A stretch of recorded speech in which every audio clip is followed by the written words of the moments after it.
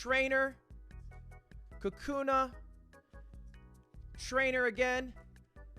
And Venusaur! Wait, we're in the game? We're in the game? Oh, fuck! Juice liquor. I don't know. Dude. Don't know what to do. Mine is throbbing. Did we deserve that game? I think we did. Oh, what? I checked him! Because I think its opening is kind of bad. Listen, boys, if you're watching, make sure you call me. Boy is the winner. Somebody broke me. So I've been playing like 50 chess games a day. But his arrows? You're just 2D Andy, that's what you are. Because no matter what you do, Box, I will destroy you. Oh no! No! And it's too soon. It's too soon, Hikaru. We didn't even reach a climax.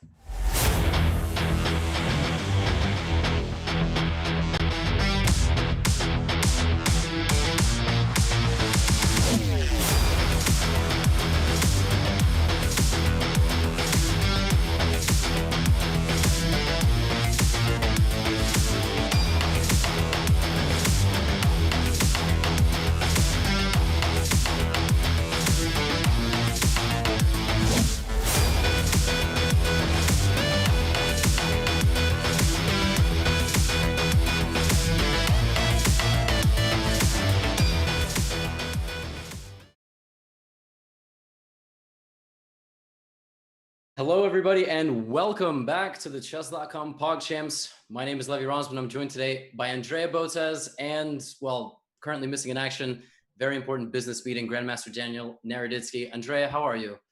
I'm feeling great. How about yourself? I'm pumped for these games. I feel like today we're going to get some good interviews. And before we talk specifically about our matchup, why we started early today, let's run you through some logistics. First things first, the format. We got 4 groups of 4 players, double round robin. Time format is 10 minutes with 5-second bonus, If you win without needing an Armageddon, you get 3 points, 2 points otherwise, and 1 point if you make it to the Armageddon and lose. Let's talk prizes. Andrea, I don't know about you, but I have never won anywhere near this amount of money. I'm always blown away when it gets up on the screen. Playing chess. Yeah, I don't think I've ever even won money in an online. Actually, Twitch rivals, but not even comparable to this. This is insane. Yeah, it's a lot of money. You get a bonus for winning your group, obviously. The championship bracket, $30,000 in prizes, consolation 16. Let's talk about the schedule. Our group stage is about halfway done. We are now, I guess, 5 or 6 days in with some rest days. We'll have the quarterfinals beginning right at the beginning of September. And then it's just, we're running straight to the finish line. Everyday broadcasts begin at 1 p.m. Pacific time, with the exception of today, because our first matchup actually was bumped from yesterday, a little bit forward. Austin Show versus Hafthor, and that is where I will ask Andrea, any predictions? Well, you know, this one is very difficult to predict. I'm going to take a wild guess and assume that Thor is going to beat Austin, even though, you know, Austin has a lot of experience in the game. He's been training for months and days, but I think Thor will be winning today. How about you? What do you think? I think it's going to be a bloody battle. I think Austin's going to come out swinging, just like, you know, Conor McGregor did in that video against Thor.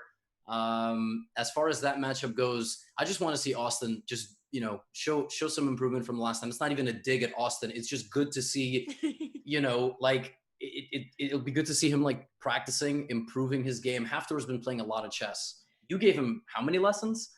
Oh yeah, I did teach him before PogChamps, but they were mostly like impromptu matches, like workout/chess matches. But he was pretty strong a few months ago too. So like physically or, you know, both on the board and obviously physically.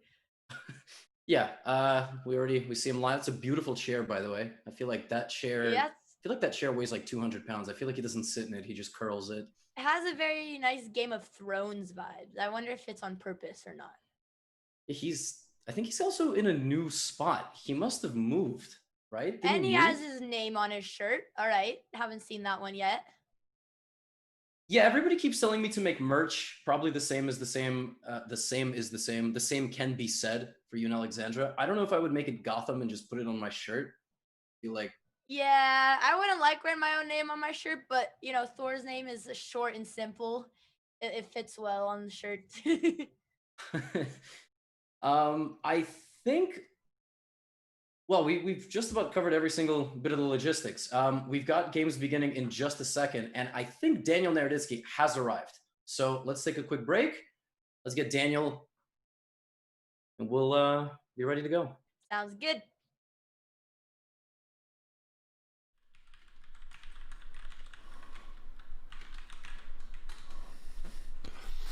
All right. Thor seems nervous. I am a bit nervous, you know. I want to do well. I want to do well, guys. That's the thing, you know. I want to do well. Need to get comfortable. Get comfortable. I fucking put some water on me. God damn it. Woo! Yeah, buddy.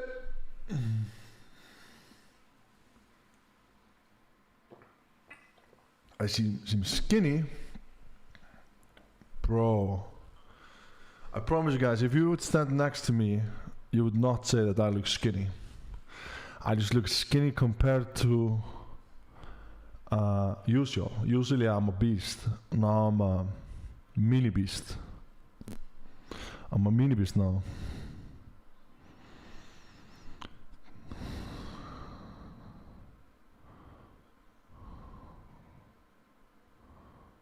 The fight is next year, September. I'm gonna lose a lot of weight before that fight. I'm doing a lot of cardio right now. I'm doing a lot more endurance work, so of course I'm losing some weight. That's normal, I guess. Am I like, what's going on? Is the match not going on, or like what the fuck's happening, guys? Hey guys, if you can hear us, I'm supposed to be competing now. Just want to let you know we have a slight delay. We'll be starting in about 3 minutes.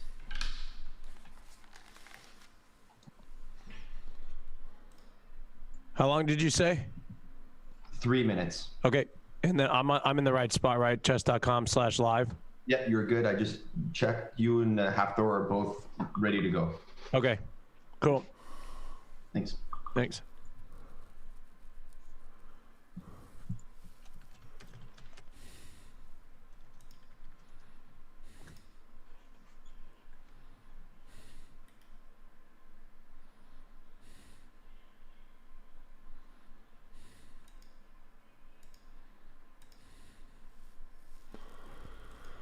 All right, I'm ready. Let's see. I'm gonna take this off.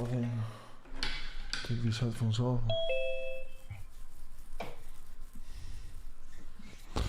All right, I gotta stay focused, guys. I gotta stay focused. Right now, in this match, I'm not gonna talk to anyone. I'm just gonna stay focused. Hey. I'm gonna do my best. Watch out for the breakout room when you see it. I'm excited. I'm already in the breakout room. I don't think you are. Oh, because it just said join breakout room. I clicked join, but okay. Can I listen to?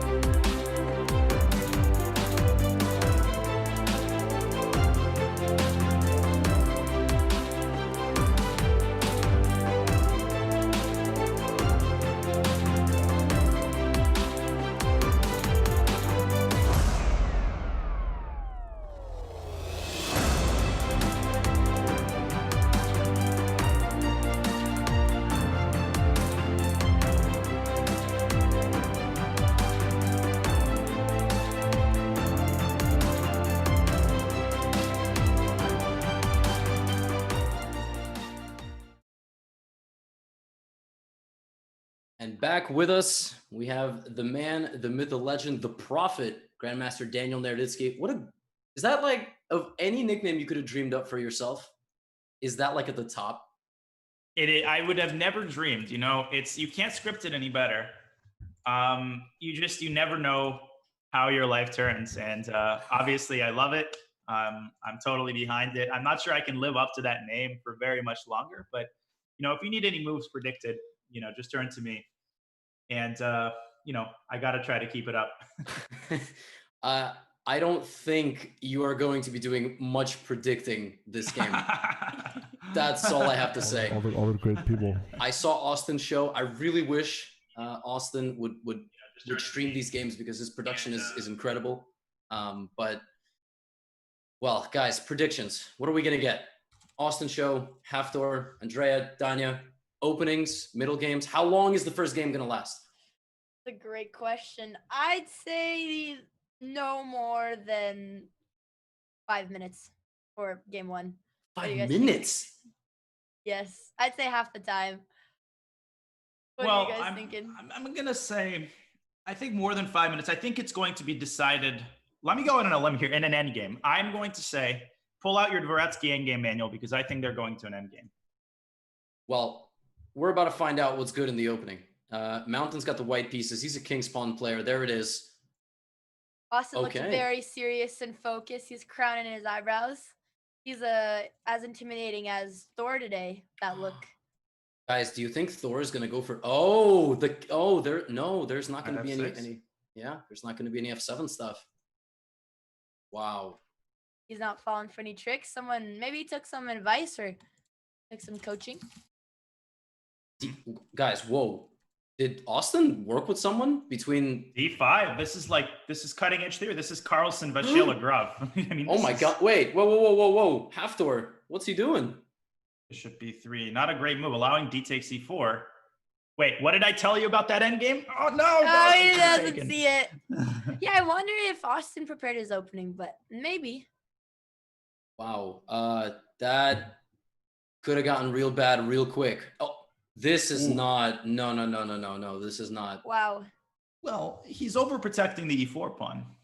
I mean, he's playing according to, you know, the great forefather of positional chess, Aaron Nimzovich. Oh, I thought you were going to say Daniel Naroditsky, but... No, me and positional chess, they don't mix very well. Guys, but weakening the king side. I don't like this. Thor has been playing differently during PogChamps than when he normally plays. I don't think I've ever seen him play the move F3. I think he's usually very confident, taking pieces, you know, getting kind of to the bones of the position, but not, you know, even a... Yeah, that's exactly what I was going to say too. Normally his openings are a little bit more solid. F3, like a huge weakness now on that diagonal. So I don't know if the pressure is getting to him, which I wouldn't expect to happen to Thor, but he is playing a little bit differently. Yeah, F3 also takes away a crucial development square for the knight. Here we see Austin, knight H5 preparing queen H4 check. Look at the ideas Austin on is coming for the win. I don't actually think, if that's actually the idea, I will be floored. If he actually plays knight. So will I. No, Austin must have done some serious preparation. I didn't think he did any, but with his play so far, I'm very impressed. The fact that he's thinking, though, tells me that knight H5, he was dreaming up a different idea than queen H4, but maybe he'll find it. So far, Austin is playing like a super grandmaster. Knight H5 was even the best move as long as he finds queen H4, but it's such an unnatural move, you know, because your opponent just took a pawn here. You want to move a bishop yourself because they've just moved the bishop, and you go, oh, wait a second, you know, maybe I can bring my bishop or continue with my plan of bringing in the knight. Indeed.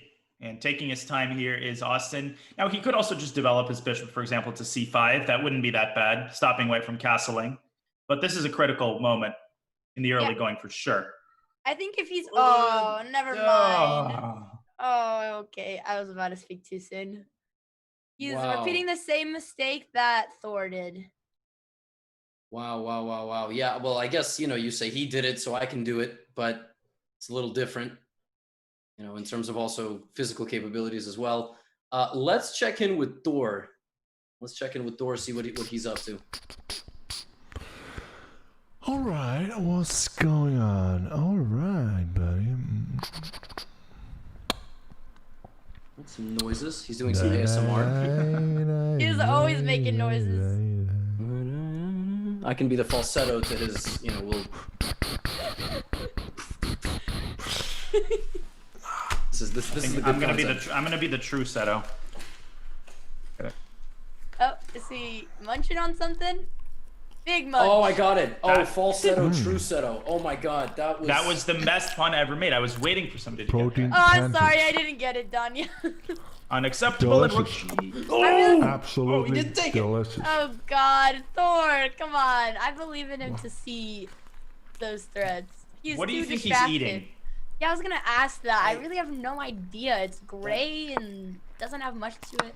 It looks like a lobster right now when he took that one bite of it. I'm surprised he didn't eat it in one bite. Honestly, it kind of looked like beach sand, like glued together. But I don't want to question anything he's eating, you know? Whatever it is, it's working. Because he just took the rook. Pure protein, brain food. And he's taking on G8. I love that you can hear his munching noises too. He's really giving us a full ASMR show here. This is great. I mean, we are talking over the ASMR show. We were gonna peep in, and he is just. Whoa, that's a big. I mean, that was a large. Whatever it is he's eating, he just took a large one of those. You know, I uploaded my lesson with Hafthor like onto. You know, I have like this playlist of like PogChamps lessons. Some guy was like criticizing, like, how dare he eat? And then like people had a discussion, like, you know, he's the world's strongest man. He's got to consume like, you know, 20,000 calories a day or something. Like a long comment thread cracked me up. He's not allowed to eat during a lesson. What is that? Who would have thought eating during the yeah, unacceptable.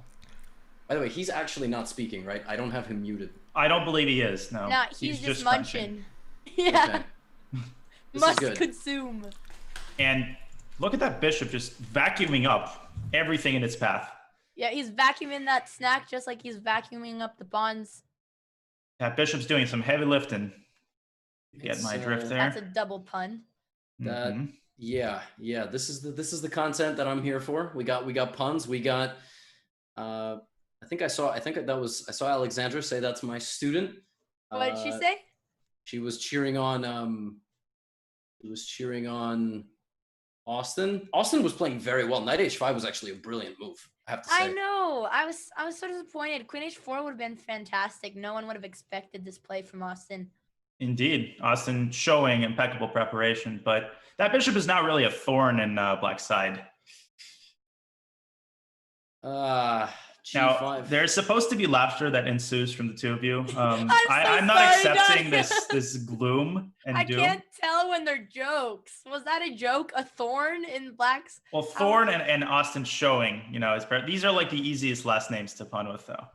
Oh, okay. Did you prepare this, or are you doing this on the fly? Off the cuff. That's almost as good as my dad's jokes. That's insane. They're not half as good as your dad's joke. Yeah, that was sarcasm. Oh my god, I don't even. Well. Yeah, that one flew by me. I apologize. I didn't even. Well, what's not flowing by Thor is all of Black's pawns and all of Black's pieces, which he's taking. Yeah, I think Thor is just slowly gonna take all of Austin's pieces.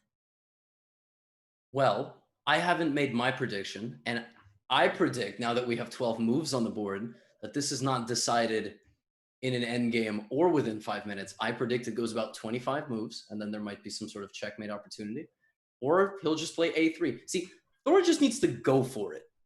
Like a3 is such a respectful move. Right, bishop g6 check. They're picked off the knight on h5, but that's not really going anywhere. Yeah. What is the actual fastest way that you can win? I mean, bishop g6 is good. It's about getting this queen in the game, right? You got to get the queen on d1 in the game. Right, and Black's maybe only source of counterplay right now is a check on c5. Maybe push the king to the corner on h1. There's some mating patterns there with a potential knight appearing on g3. I think that's way in the future. I don't think that's going to happen. And yeah, that would be a genius. Oh, well, this is helping up opening the h file. Maybe this plan will even work better. Guys, do you think we're going to get knight g3, h g3 bishop c5, king h1, queen f6, queen h6? We're all looking at that, right, chat? I think he'll take the knight, but I don't know if he'll see. Oh, never mind. Oh, I was wrong again. Well, he's centralizing his knight. He's centralizing. Let's give him that at least. Just forgetting about the other one that's hanging, but, you know, he was a dead knight anyway. He's adhering to positional principles, centralizing his pieces, except he might not have any pieces left pretty soon. That is a good point. So still bishop c5, loading up that, what do you call those medieval weapons? Like those trebuchet, I think. Loading up the trebuchet. Never heard of those, but they sound fancy. What? You've never heard of a trebuchet? Really? No. No idea. Where? Oh my gosh. Are they from movies or? Well, I used to play this game Age of Empires, and I loved creating trebuchets and like shooting them at the enemy's castle. Is that something you can admit publicly that you played one of those games? I don't know. Well, now that I think about it, maybe I should have held off on that particular I'm waiting to see the chat. Oh no, the chat seems hype. Okay, never mind. It's good. Okay. It's like people receptive to, yeah. Okay. I was kind of obsessed with that game, I think even before chess. Wow. Wait, for real? Have you ever thought about streaming it? Wow, I had no idea. I was trying to find the old version that I used to play, the retro version. I could totally stream that. I was pretty good at it, actually. That is there very cool. it is. That's the trebuchet. Well, there is no trebuchet. C6 is more like a rock that you throw at the castle, far from a trebuchet. It's not even reaching the castle, just throwing a pawn far away. All right, Thor is coming. There's the rook, great move, and he's just got rook takes pawn coming. He's got to get his queen in the game. He's not going to be able to deliver a checkmate right away with just the rook, but it's hard for him to get the queen because if he plays queen e2, that would just get taken. And yeah, I mean, Austin just needs I think 1 or 2 more filler chess lessons, and he'll be more than okay. I'm curious what his plan was with pushing c6. It was the last pawn that hadn't moved, so that pawn got a turn. So great. Everyone has to be fair. You get a pawn push. You get a pawn push. All right. Yes. He's about justice here. I get it. Yes. Can't leave any pawns out. Of course. Exactly. Forget about the minor pieces and the rooks and queens. Might as well start with the pawns. Indeed, indeed.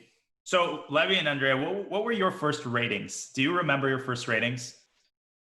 Yes. You remember yours? I played my first tournament when I was like 6, but I don't remember it at all. So I had a fun tournament experience because growing up, like the ratings are really weird. You know, if you have a really good first tournament, you get an absurdly high rating, right? That's what happens. So my first tournament, I played some, under section. I fried liver a few people. I get a few easy wins. I go 4-0. I'm like 800. I'm like, yo, dad, sign me up for that under 1,000 section. We gonna clap it. Magnus Invitational. Yeah, that was literally. Your second tournament. Get me in Pogchamps, bro. We winning it. Second tournament I play, I forgot how to notate. I was so nervous. I lost all my games. All my games.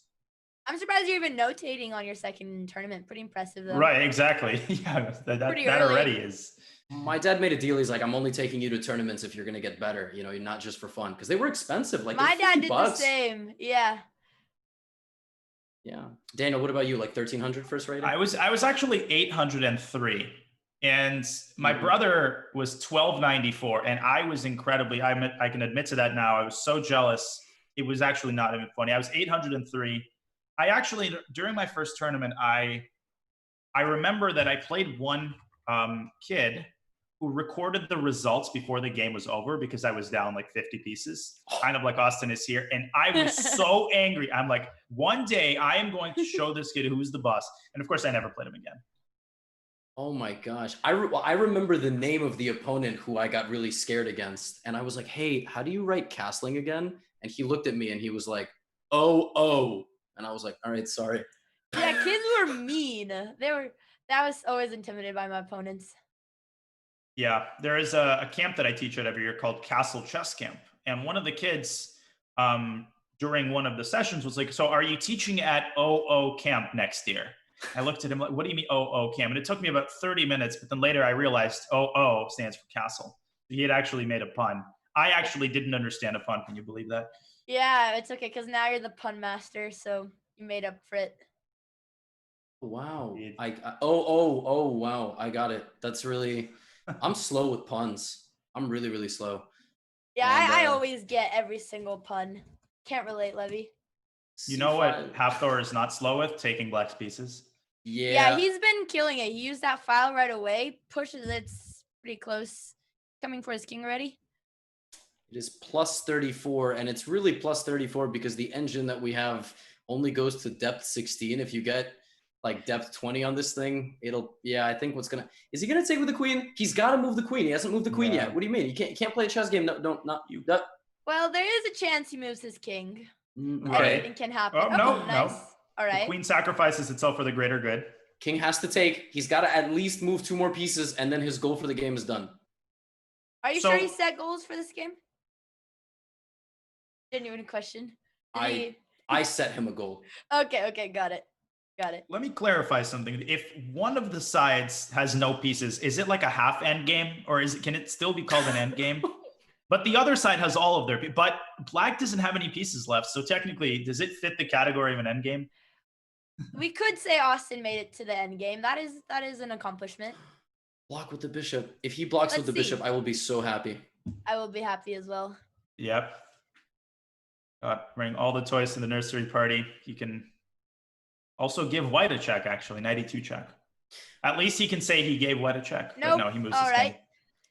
king. No bishop. Hafthor should not play queen e6 here. Like, he needs to find a way to get his queen in successfully. And you do that by playing queen e5, which hits the rook, threatens check on g7, h8, f6, d6, every square, basically. And he does. Oh, wow. Oh, that's nice. Good move. Best move. Mate in 5. Mate in 5. Yep, I totally saw that. And that's with most resilient defense. Yes. Come on. Rook b7, Guys, probably. Let's try to predict the move. What do you think is going to happen? Oh, wow. He saw it. Good defense. He has lots of potential. Like, he sees some of these tactics. Will he see the bishop, though, on h7? If he plays I rook think takes he bishop. will. He's got it.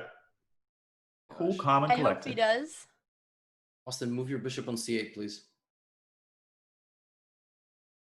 It's No. sad. Poor guy only has a minute 30 seconds. Oh, Almost. 2 more squares. So close. So Maybe close he's and so preparing far. rook takes f3. After gf, knight takes f3 wins the queen. Right, yes. He saw rook f3, gf3, knight f3. and then he's But gonna he pick didn't the see queen. rook h7. That's totally logical, Levy. Guys, You is see one, Hafthor but going to not find the queen other. h8? Queen h8, mate? I think Thor is gonna find it. Let's see. We could listen in. I think he's going to play bishop h6, but we'll see. Oh my god. Oh wow. Profit. I can't believe it. Yeah, I don't know if we were gonna. We could listen in. Let's see. It's see what gonna be happens. GG very soon, but here's thought process. Or none. There's one move. There's rook in between. I take. You're right. He There it sees is. it. What? He thought it was mate. More moves. Here. Bring the rook in. Check. Mate almost. Yeah, seriously, both players playing without pieces, rook and bishop. Come on, Thor. Almost. You can go here.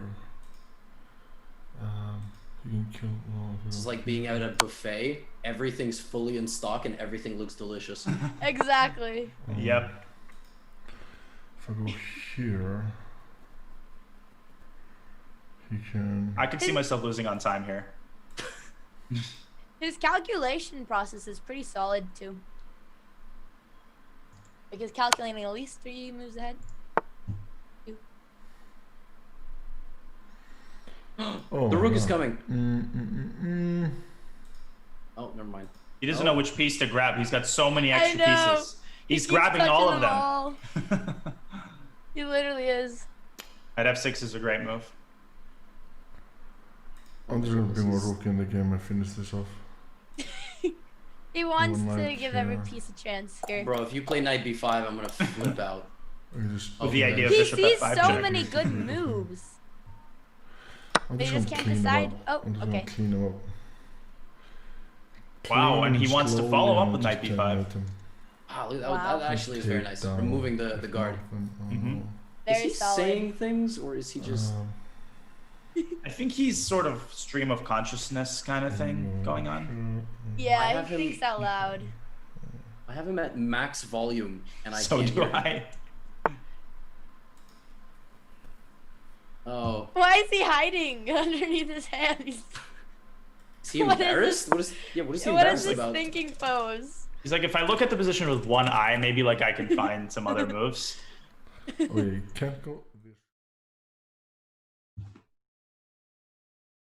All right, we're back. This is. I have a question. If the bishop gets captured on c8, does it count like Austin used all his pieces? I'd say no, because he never moved it. Right. But then again, he probably didn't move other pieces that are off the board right now. I don't think I have. Piece? I think other than the bishop, right? He moved every piece. Oh, it got taken. Stalemate, except. Could have been a nice stalemate if he didn't have those pawns. Well, if he didn't, at least he would Well, go. he'd have B. Yeah. If they were blocked. Yeah, if they were blocked. I don't think I've ever seen a situation where players up 4 pieces, a rook and a queen. Why didn't I have those games? All right. You and I have had a few games like that in Hyperbole. Yeah, that's true in 10-second chess. You know, feel as though that was a good win. I mean, Mountain. Actually, no, that wasn't a perfect win. His opening was shaky. Austin did have a very good position in the first like 7-8 moves. Yeah, Thor's opening was not the best, while Austin was very strong in the beginning. Just missed that one key move. Yeah, Queen H4 was smashing. So I know I shouldn't criticize. I know. All right, everything's fine. There's no one behind me. The other day there was a giant yellow jacket in my house. That was terrifying. Oh God. I'm terrified of those things. I would not be able to commentate. Austin typed in the chat, I don't know how to win. Well, knight h5, that's an indicator of talent. That talent needs to be fleshed out, but if that's not talent, then I don't know what is. He had a good intuition for the beginning. He had him in the first half. You know, that's what they say. Honestly, he did. Half done. Honestly, he did. If he just gets his bishops out, castles his king, he's going to be all right. He's going to be all right. I'm excited to see what opening they're going to play with white this time. Is Austin? Yeah, I know Austin also generally gets very nervous in his matches. So I wonder if also the fact that he's playing against Thor increases his nerves or anything. But he did look very nervous. I was just looking at him a minute ago.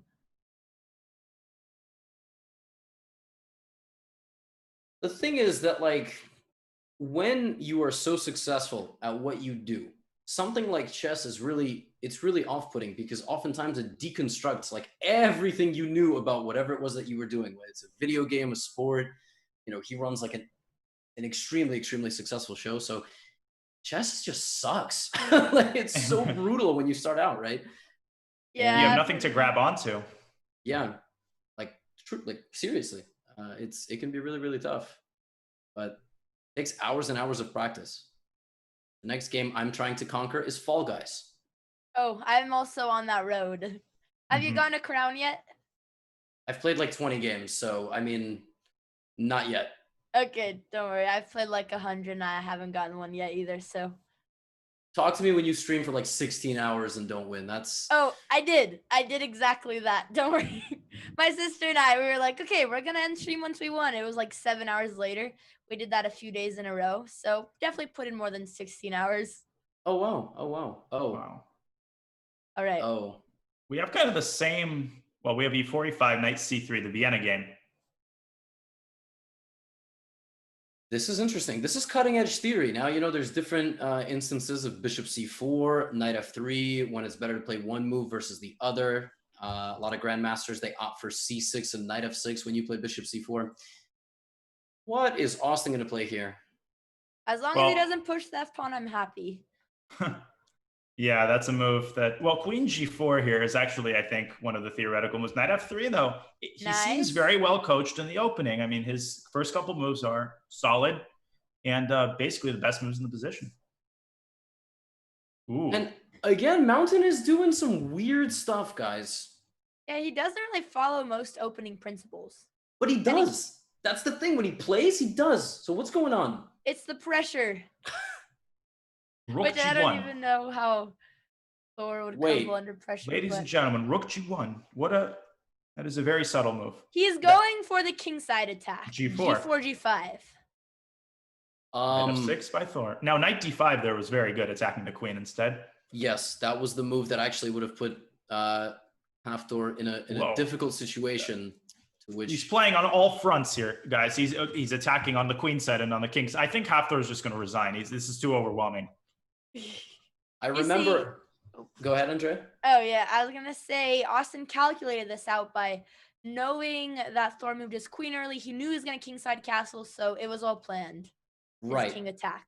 Yes, he had done a lesson with his coach on the fact that you can let your opponent commit their king to a side of the board. Exactly. And then play g4, h4. And a4 has a long-term idea of playing rook a3, clearing out the third rank and getting a rook onto g3, Yes. right? A mastermind plan there. Let me ask the two of you another question. Oh. You know that when rook f1, repositioning is castling except the king's on e1. I was going to say, almost there.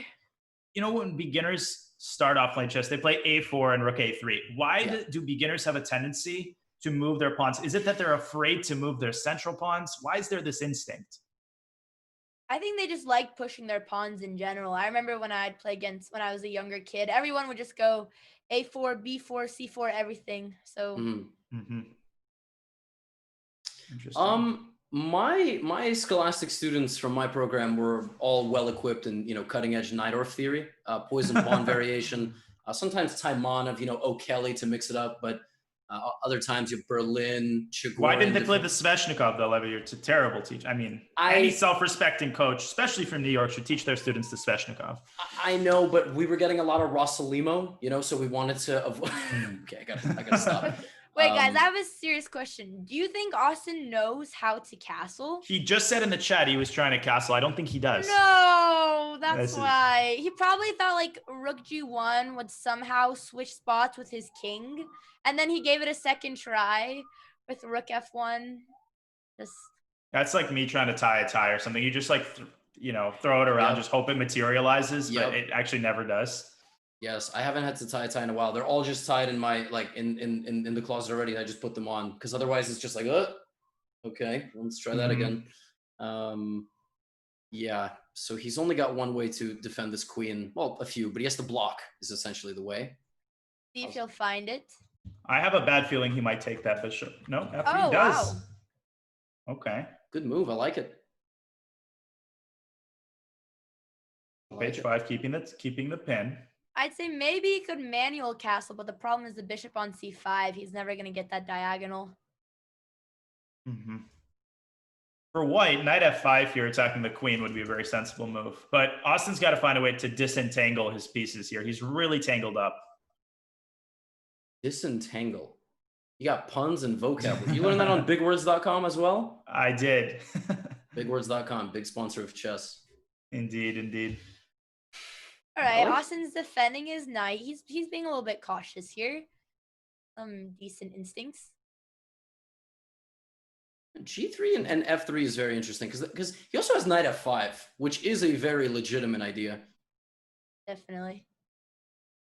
I don't know if he will see knight F5 though. Yeah, and Hafthor thinking about what to do. He can take the pawn on e4. He can keep developing. Very complicated position. But again, if he did like 2 hours of just training, he'd be super. His openings wouldn't be bad. And a lot of it is confidence. A lot of it is you arrive at the board and you're like, I'm going to lose. I have no idea what I'm doing. I'm just going to play moves. Whereas chess is so much about confidence. So much about confidence. Like you have to believe in the fact that you're going to win the game or the match before you get there. And so he just needs a little bit of that. He'll be fine. Knight a2. You think he's going to go b4 next? Maybe rook b1. That'd be a good play. I think maybe he saw that knight e2 would be blocking his queen and taking space from his king. Maybe he has a good thought process here. Let's go watch some Hafthor ASMR. That's what I want to see right now. Sounds great. Would love some Hafthor ASMR.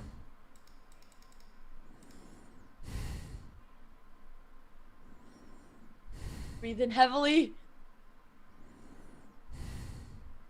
Wow. Oh, wow.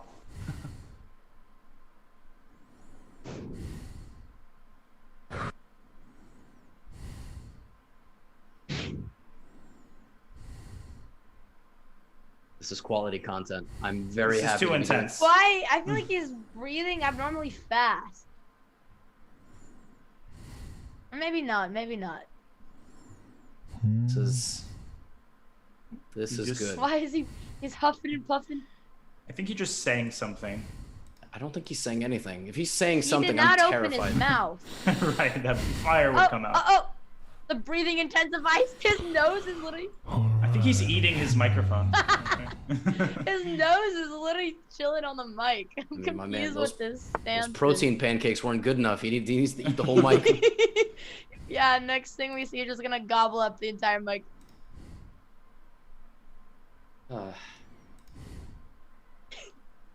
Austin went back rook g1. That's a pretty good. You know what I like? He hasn't blundered. Everything is solid. That's true. That's a great point. And rook g1 was a pretty great move. Maybe he actually is going for the king attack. Or Yeah, he's just making room G4. for his king. Yeah, it's not easy to make a move here for black. Like, I mean, there's many solid moves. Okay, knight b6 is decent. All right, let's go back to the big board. We can leave the audio on for half the room. Right. He's not gonna say anything. He'll just be breathing the entire time. No, we don't have to do that. That's gonna be chaos. Knight b6. That attacks the a4 pawn. Do you guys think Austin will go for the king side attack? Or is he going to get distracted by Thor's last move on the queen side? I mean, I think he's going to go maybe a5 or like b3. A5 would be a decent move, except It knight would. c4, but it's a good try. B4 maybe. It's 13 moves in, and the position is in the balance. The eval bar, I know, is a little bit in Mountain's favor. That's just because he's breathing very hard and scaring it, but normally it would be closer to about equal. Well, I think he's going to eat the eval bar soon. It might disappear from our board. Oh, that would I've be heard it's so high in nice. protein.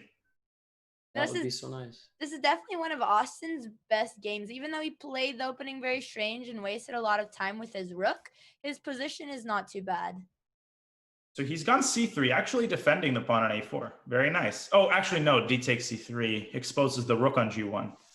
Yeah, that's tough to see. Ooh. Haftor takes, but does he see bishop g? He does. Austin was calculating. He was seeing that queen defense, but he missed that bishop. Wow. Look at the speed with which Thor took that.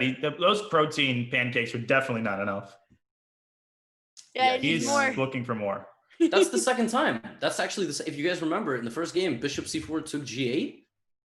Now we get Oh, bishop that's c5 takes true. g1. So, Austin is repeating the same mistake.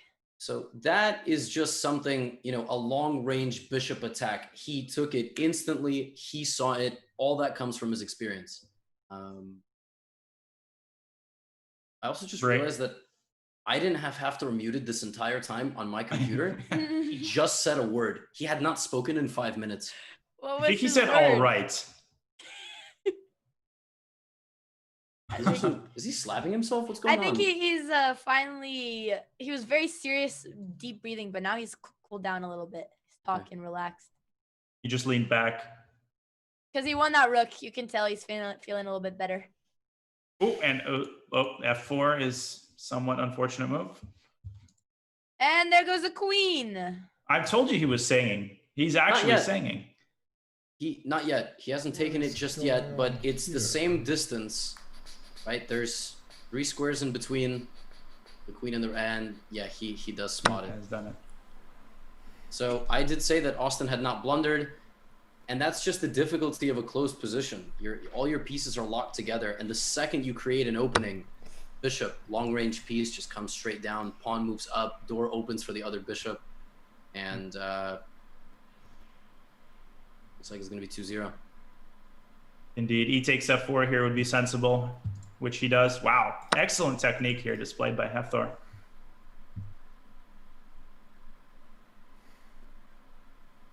This is difficult.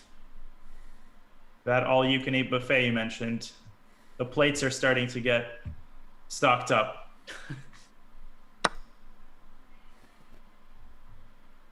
'94, yeah, another good move. Yeah, I mean, this was a pretty tough matchup for Austin. Yeah. So I know Austin's got one more matchup. Wait, is that matchup against Wagamama? Oh no. Let's see. I really hope not. It yeah, is. it is. Oh. Austin. Couple I just hours wanted of to get 1 coaching. point. Oh man. But Wagamama's even stronger than Thor on the board, of Oh. course. Maybe. I mean, it's the you know, physical strength is debatable. The chessboard, yeah.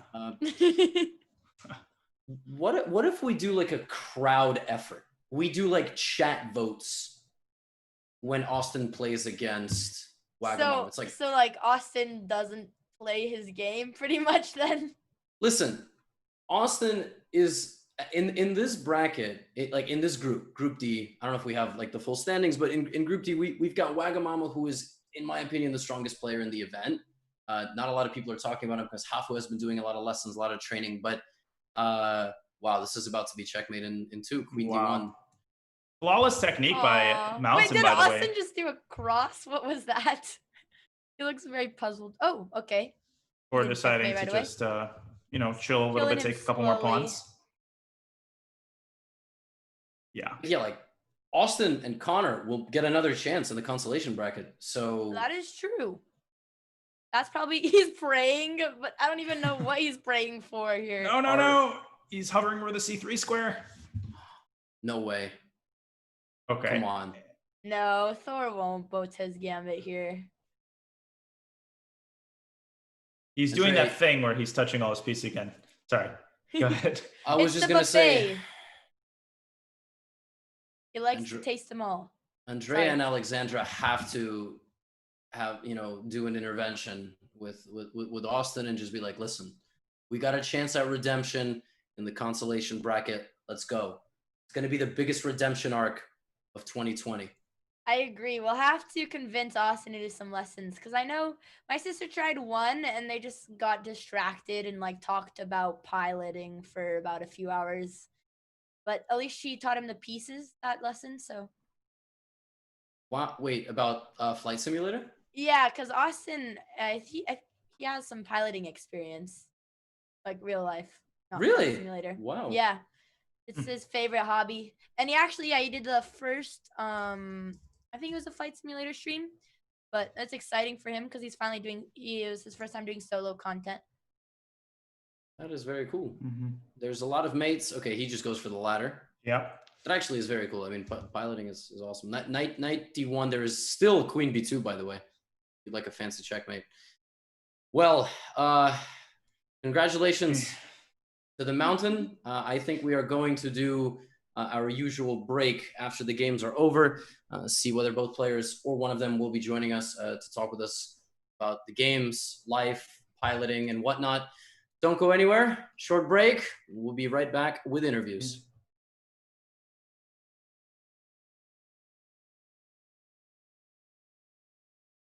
Saying that, I don't get nervous very often. I got very nervous a couple of times on stream, obviously. Do you find these puzzles help a lot? I've never done these before. It's fiance? Yeah, well there. It doesn't matter what it is anyway. One of the trickiest endgames to play. Early game Hearthstone, she was best player, if I remember correctly. Black, this is one of the trickiest endgames to play. Black has one move that can save the game. Move your king into the square of the pawn.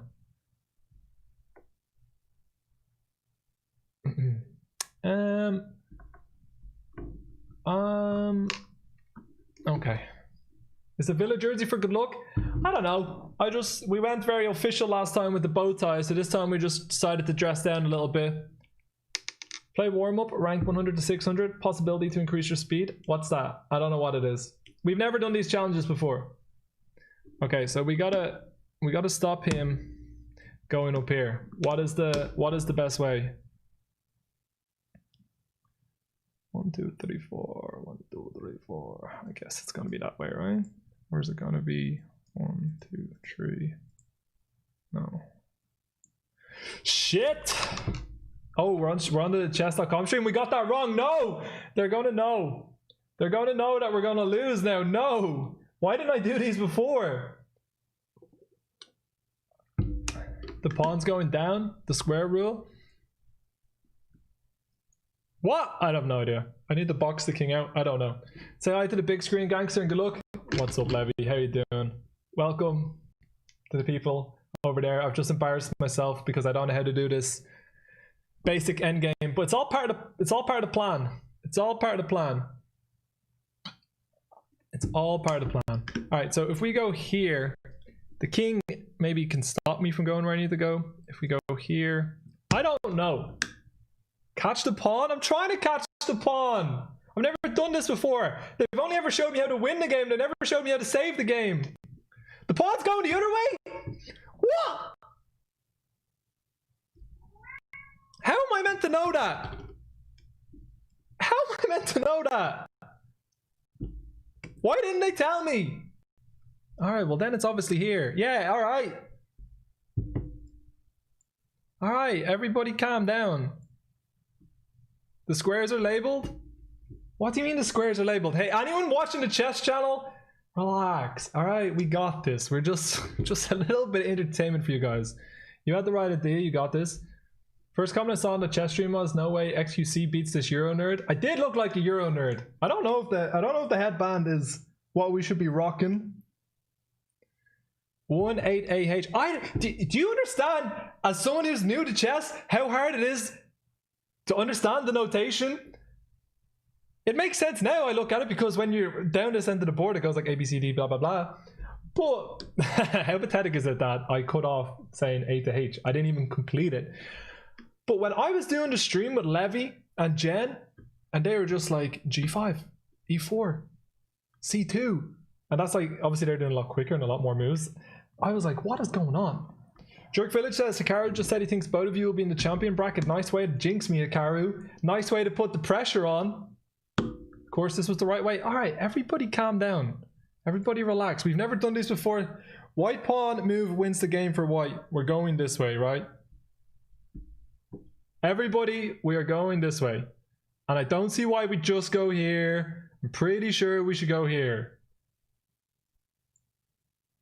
Dun, da, da, dun, da, da, dun, da, da, dun, dun, da, da, da. Oh, I don't get to run it all the way up the board. But come on.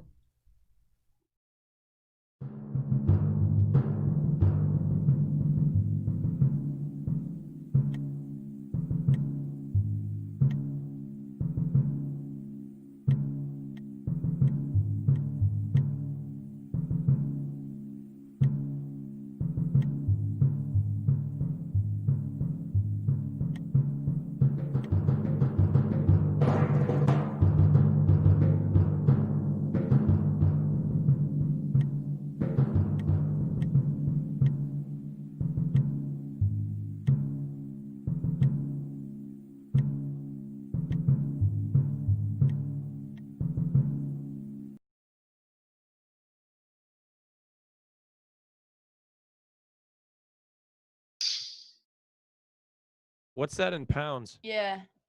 Pounds, well, 180 is 400 pounds, so it's a little bit less than 400. I'm still a So big boy. as you guys can see, he had a huge size advantage in this match. I mean, it just wasn't even fair from the beginning, really. Yeah, sure. You know, It's okay, Austin. You had the hair advantage, because I know That's right. you're always worried about your hair. That's but right. it was on point today. Thank you. So it must have made you feel good. Thank you. At least something was on point today. You know, I'll have to go. It wasn't my best performance. I'm gonna have to go look at the tape and you know, see what went wrong. You know, as far as I'm aware, about everything went wrong.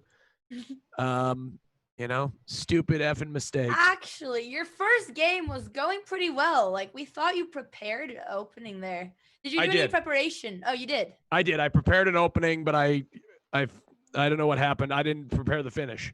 What happened? I am very much Team Austin. I've been saying, if you get Wrong. like, Don't say that, Levy. Why would you say that? He can get away with that because I'm not going to win. So it's he can get away with it. There's nothing He can on get the away line. with that. That's something in every other component. You know. But anyway, go on. No, I was just saying, like, obviously I've played I coached Hafthor a couple times. Yeah. He's done a lot of lessons with everybody, and also he's played chess in the past. So I'm just saying, if you get like 2 good hours, maybe a third if you're up for it, with the Botez sisters, like you'll be a beast. I mean, you'll be like top 2, top 3 in the consolation bracket. Easy. Yeah, I think I did. It was very valuable. The 30 minutes that I spent with Alexandra was very valuable. I learned what the pieces were, and where they moved. And then my knowledge sort of stopped, and I forgot how to castle. Yeah. So, Austin, wasn't that lesson like 3 hours? It was a 3-hour lesson, yes. It just felt like 30 minutes. It just blew by. Well, I think the chess only was 30 minutes, and then you guys just got a little bit distracted. Yeah, so we were talking. We'll work on that. Well, and also I want to correct the record here. I get a lot of flack for my 285 score, but I want to make it known that score was drawn down because I had to play Alexandra for the Tide laundry trials repeatedly. Okay. Right. So that's why the score is as low as it was. Okay. Well, when we do speed runs, we can ask for a reset rating. So maybe you just, you see what they say. I mean, worst comes to worst, they say no, but I also advocate for that. Hafthor, welcome. Congratulations. I was going to ask you, how come you play a little bit differently in the opening during PogChamps than you usually do? Because you play kind of timid. Some setups aren't optimal. What's going on? I feel like I do what I usually do. I try to castle quickly. I try to push my pawn up where my king is. It's called the Italian move or something. I can't remember the name of it. Yeah. And I feel like I've been doing that in the past. Yeah. He was a dirty player. Unbelievable. All tricks. Dirty. Do we want to go over the first game where Thor pushed f3 and Austin had that brilliant knight move with his queen play? Yes, gentlemen, you might see it on the live board. I don't know if you have it open, but move 6, knight h5 from Austin was a brilliancy. This was... It was a very deep move. Yes. Well, I really dug deep for that move, and really came with a lot of forethought and foresight. You just forgot to follow up. Right. But, yeah. He faked the shot, but then he didn't. Yeah. Did not follow through. It was actually a very nice idea. But so I've talked to both of you about separately, at least, about positioning in terms of the brackets. Your next matchup, you can start with Hafthor. You are going up, I think, against Connor. Sorry, I'm just laughing at the idea. Austin, you're going up against the computer. Hey, Austin, you're not the only one. You're going. Oh. We can actually not find an opponent as bad to put you up against. Anyway, go on. Sorry. No, I was just gonna say. Hafthor, as of now, what is your goal in the event? I mean, I think we'll see you in championship bracket. You're gonna win the entire thing. Do you want to call out anybody? Trash talk anybody? I want to do. Well, firstly, it's just an honor to, be a part of this event. And secondly, I'm just here to have fun and do my best. Obviously, I want to win each and every game. I am going to do my best in each and every game. I know there's a lot of talented people that are playing. So if I want to be able to win, I have to keep practicing, keep getting classes with these amazing people that have been so helpful. And yeah, just keep grinding basically, because I feel there's a lot to improve. I'm still every single day making blunders, making mistakes. So there's a lot to improve, and I want to improve, and I want to get better, and hopefully, if I'm able to improve enough, I'll take it all the way. That was so wholesome. Yeah, that was great. Oh my God, I was like trying to divvy up how much time I was about to give Austin for a final word. Well, Austin, you got the floor for like 15 seconds before we put up the next matchup card. What do you got to say to your next opponent, Wagamama, the perennial All I can say is best of luck to you. I'm going to put in a hard training session, Thor. It's an absolute pleasure to lose to you, and best of luck for the rest of the competition. Appreciate it, Jim. Good, Thank good, you guys good. for being You two are too wholesome. Thank you. Well, hit the gym sometime, Thor. Absolutely, anytime. There you Jim. go. Anytime.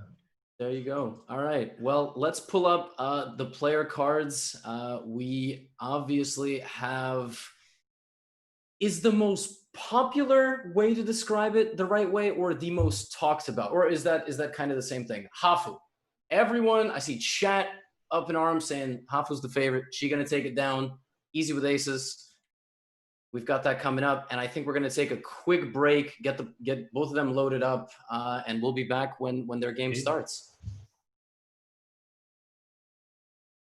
Perfectly either. What's that say? Don't get forked. Do diagonal, notice diagonal. All right, we need to go to the bathroom real quick. I'll be back in a sec. I'm just gonna pause. We're gonna, do you know what? Do you know what? As if we're going in. As if we're going in. Time for heroes, what up, what up, what up?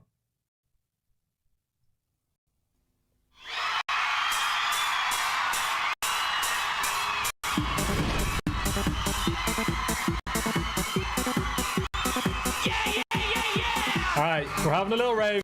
I'm going to the bathroom. When we come back, we go over the rules one more time.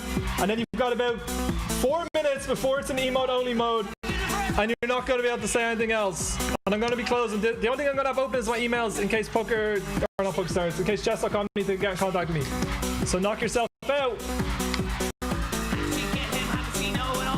Alright, I'll be right back. Stand by. Can we make it louder? Why is it so quiet?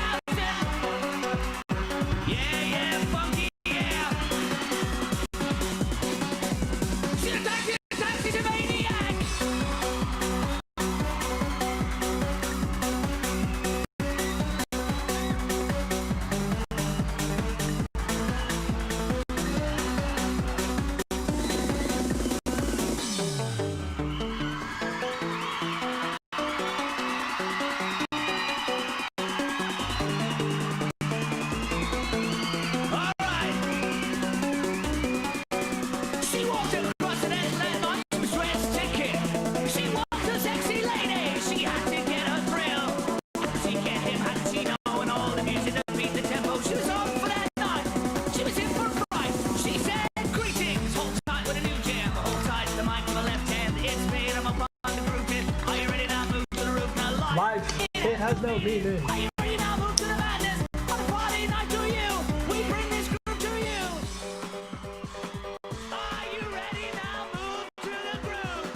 Is Hafu a chess pro?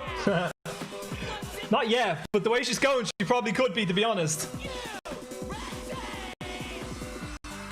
One the dubs. Oi, oi, oi. Right, what do I need to do? Do I need to do anything on Chess.com's end? I just need to make sure everything's closed. I'm in live chess. Gotta close the stream. Oh, we're on the stream? The stream's having a rave with me?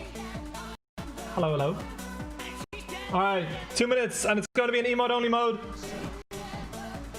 We're playing the Irish Gambit, don't tell Hafu!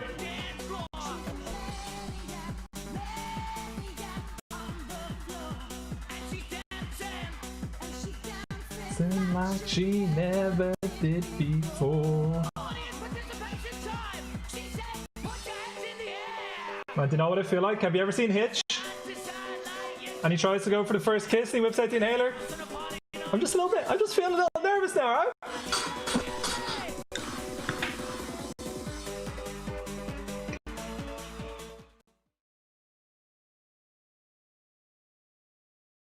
Welcome back, everybody, to our second match of the day. Although this one, my friends, is kind of like the main event, would we say? What do you guys think? I would definitely say this is the main event. It's very close competition. Both players have been training a long time for this.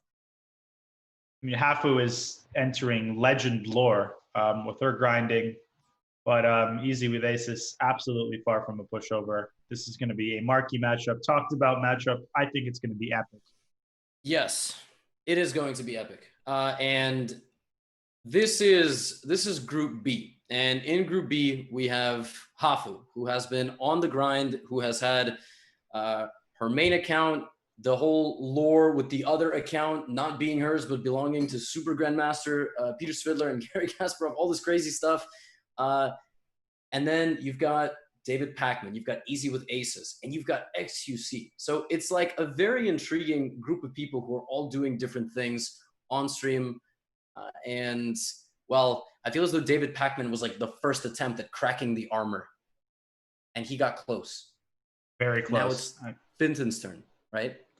Well, that came down to the wire. That end game that David had against Afu, that was literally the closest it can possibly be in the chess game. So he's shown that Hafu is not invincible, but I'm sure she's learned the lessons from that match, and she's going to apply them here and come back stronger than ever. Yes. And if Easy with Aces is unsuccessful in his task, but it is going to be a brutal fight, then maybe we rely on the efforts of XQC, who will then have the last group matchup against itshafu. Potentially unexpected, potentially overlooked, but it could happen. Now, I spoke with Finton. I worked with Finton a little bit, and we were discussing openings. I told him what I thought he should play. He told me to go shove it. He was going to play what he wanted to play. And he said, if she beats me, she beats me, but I'm going down with a fight. And, wow. He did say he's playing the Irish Gambit, so I guess that's what his heart desired here. I don't know what that is. Is that an opening? Can I Google it? Let me look that up. I've heard of I that. have no idea what it is. I've heard of Irish pawns as a way to refer to triple pawns, but Irish Gambit, can't quite put my finger on it. Maybe it's not a real thing then. Is that when you like Just made sack it a, up. maybe it's when you sack a piece and then take a swig of Guinness or something. So the Irish Gambit is e4, e5, knight f3, knight c6, knight takes e5. Whoa, that You're early? kidding. You're kidding. I've seen the 4 Knights, the Halloween Gambit. That's a pretty legitimate opening. Holy smokes. Holy smokes, indeed. I mean, smokes might be involved if you're playing the move knight takes e5, but yeah, that move is supposed to cover that. Also, he can't actually play this because he plays the queen's pawn. We have a move. Interesting. Does Hafu know it's her turn? Yeah, it's 30 seconds of elapsed. I don't know what she's waiting for. Let me. Wait, what is? She's just sitting there.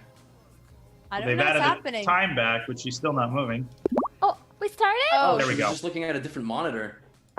Oh my god, I didn't even know Wow. we started. Okay, I guess E4. No, Now, call there it me. is, the Caro-Kann. You did the message me. Specialty of Easy with Aces. Okay, that's I normal. don't know. We're gonna get a 2 knights. There it is. We're gonna get Bishop G4. This is what he told me he was gonna play. Yep, this is what he played this against XQC, no, right?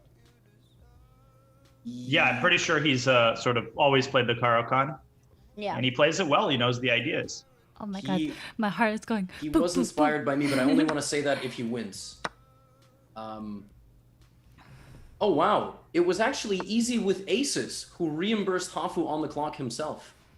So he said, "Give it the what a ball." gracious move. Pretty sure. Yes, that is very nice. Knight f6 not the most accurate, right? And oh my gosh, she punishes Ooh. it immediately. Wow. Food is The not work giving pays it off. space. Yep. Wow. Right? Okay, we've got Hafu on the big screen. D4 playing it perfectly so far. I wonder if she expected him to play this and she had prepared E5.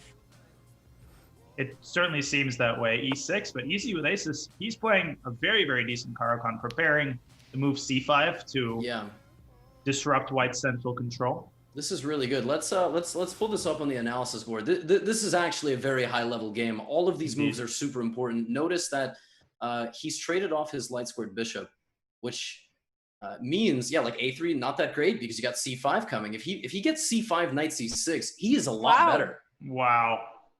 And he sees it? all guns blazing for aces. He knows exactly what he's doing here in the Caro-Kann. All right. Yes, I taught him this. Now I can say it safely. But he hasn't won yet. So great move. And for a player that might not be so familiar with the right ideas in this kind of a locked structure, you could get a really bad position really quickly. You could actually be lost if you play something like Bishop E3, right? Or Queen D1 defending, right, Daniel? Absolutely. You can not only get forked with something like D4, but if you lose both of those pawns, if you lose both E5 and C5 levy, and Black gets all those pieces out, absolutely, that is not an exaggeration. Black could be winning out of the opening.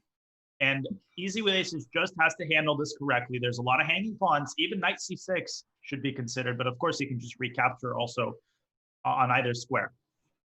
Now, I know Andre is a fan of the King's Indian, and I was telling him that he could play this, but she would know this is coming. So he could play his backup. He used to play King's Indian setups, and she doesn't have a huge amount of experience, at least on the Hafu chess account, it looks like, against this structure. So I was like, you know, you can experiment, maybe go where it looks like she might be unfamiliar. In this position, you gotta attack the king side. You gotta play Queen G3, Queen G7. Otherwise, it's just gonna be much worse. You can't afford to lose that E5 pawn without any compensation. Bishop F4 should also be considered, but you just cannot drop that pawn on this move. You have to defend it. You have to defend. You have to. God, never mind. Forget it. I forget I said it. That was a nice try. That was a nice try. I couldn't even say it properly. Yeah. Well, we almost got there. Now, Andrea, you've done how many lessons with Hafu?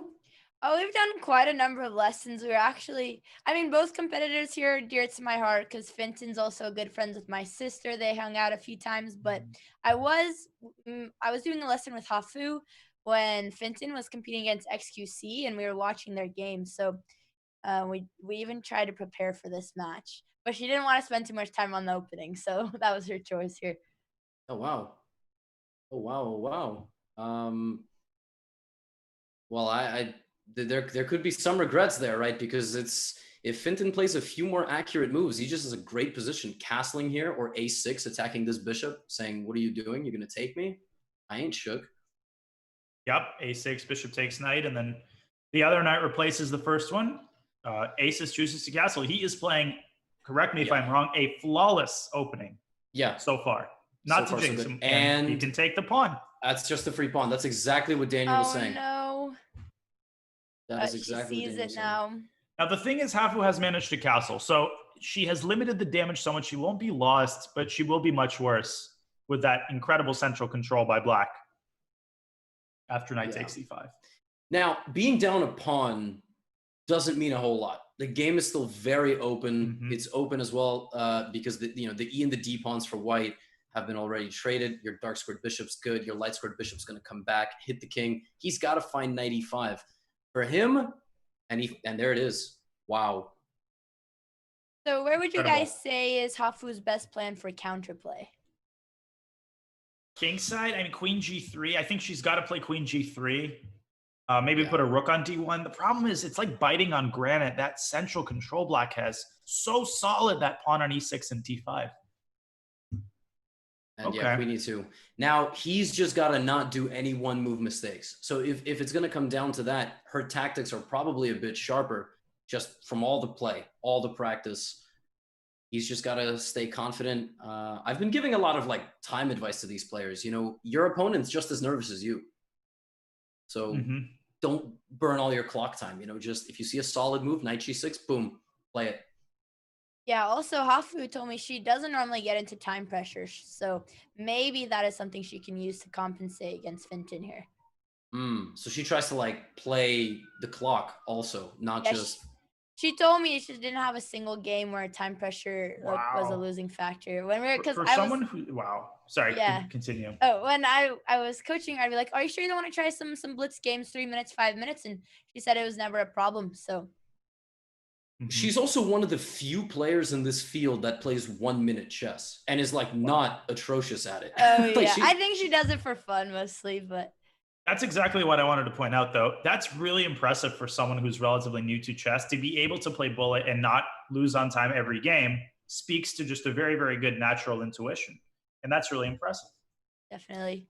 So here it is, bishop f4. Now, there could have been problems if Fintan had played queen d6 instead of the bishop, because he would have run into bishop f4. This is not so scary because you can move this knight anywhere safe, and your queen protects the bishop. As long as you don't move it directly in front of your queen, which if he does, he will get a very angry message from me. But So if he does end up moving his knight, so Afu at least has the bishop pair. What you recommend that she tries to avoid trading her dark squared bishop? Good question. Okay, f6. F6. I would say keep as many pieces on the board as possible, but what Fintan has to be careful about now is if he moves his knight from e5, that e6 pawn is going to hang. So he's got to keep that knight cemented on e5. He did just create a weakness with that move, yes. Exactly. It's not so easy. You know, she has a deep idea. She could play bishop g3 and pawn f4. I don't know if that's going to happen, but whole point being that if you get the knight out of there, like Daniel said, you win the e6 pawn, you win the game. You're right back in it. And this is exactly the type of planning exercise I was trying to focus on our last lesson. It was what she struggles with most, finding these type of plans where you retreat a piece, especially to push like the F pawn. I remember she was very reluctant, so I'll be very impressed if she finds it. Let's listen into Fintan. Why don't we? Mr. Easy with aces.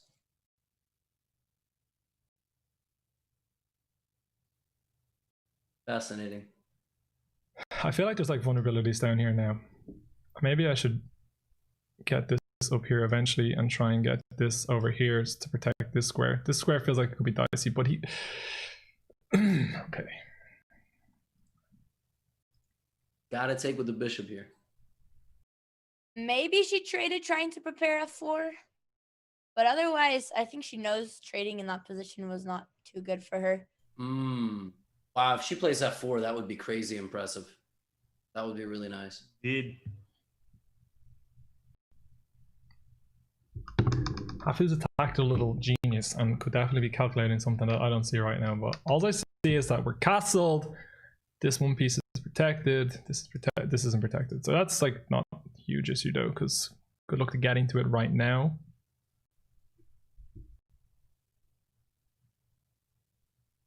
Do you guys want to listen into Hafu? See if she's gonna find the threat? Yeah, let's see what Hafu is. Okay, well, she didn't. She played queen g4, which is still a good move. Now he actually is going to get to play his f5 thing. Take. I know I fuck up my pawns, but... But then perhaps the queen could return to e2 and attack the bishop again. What a tag.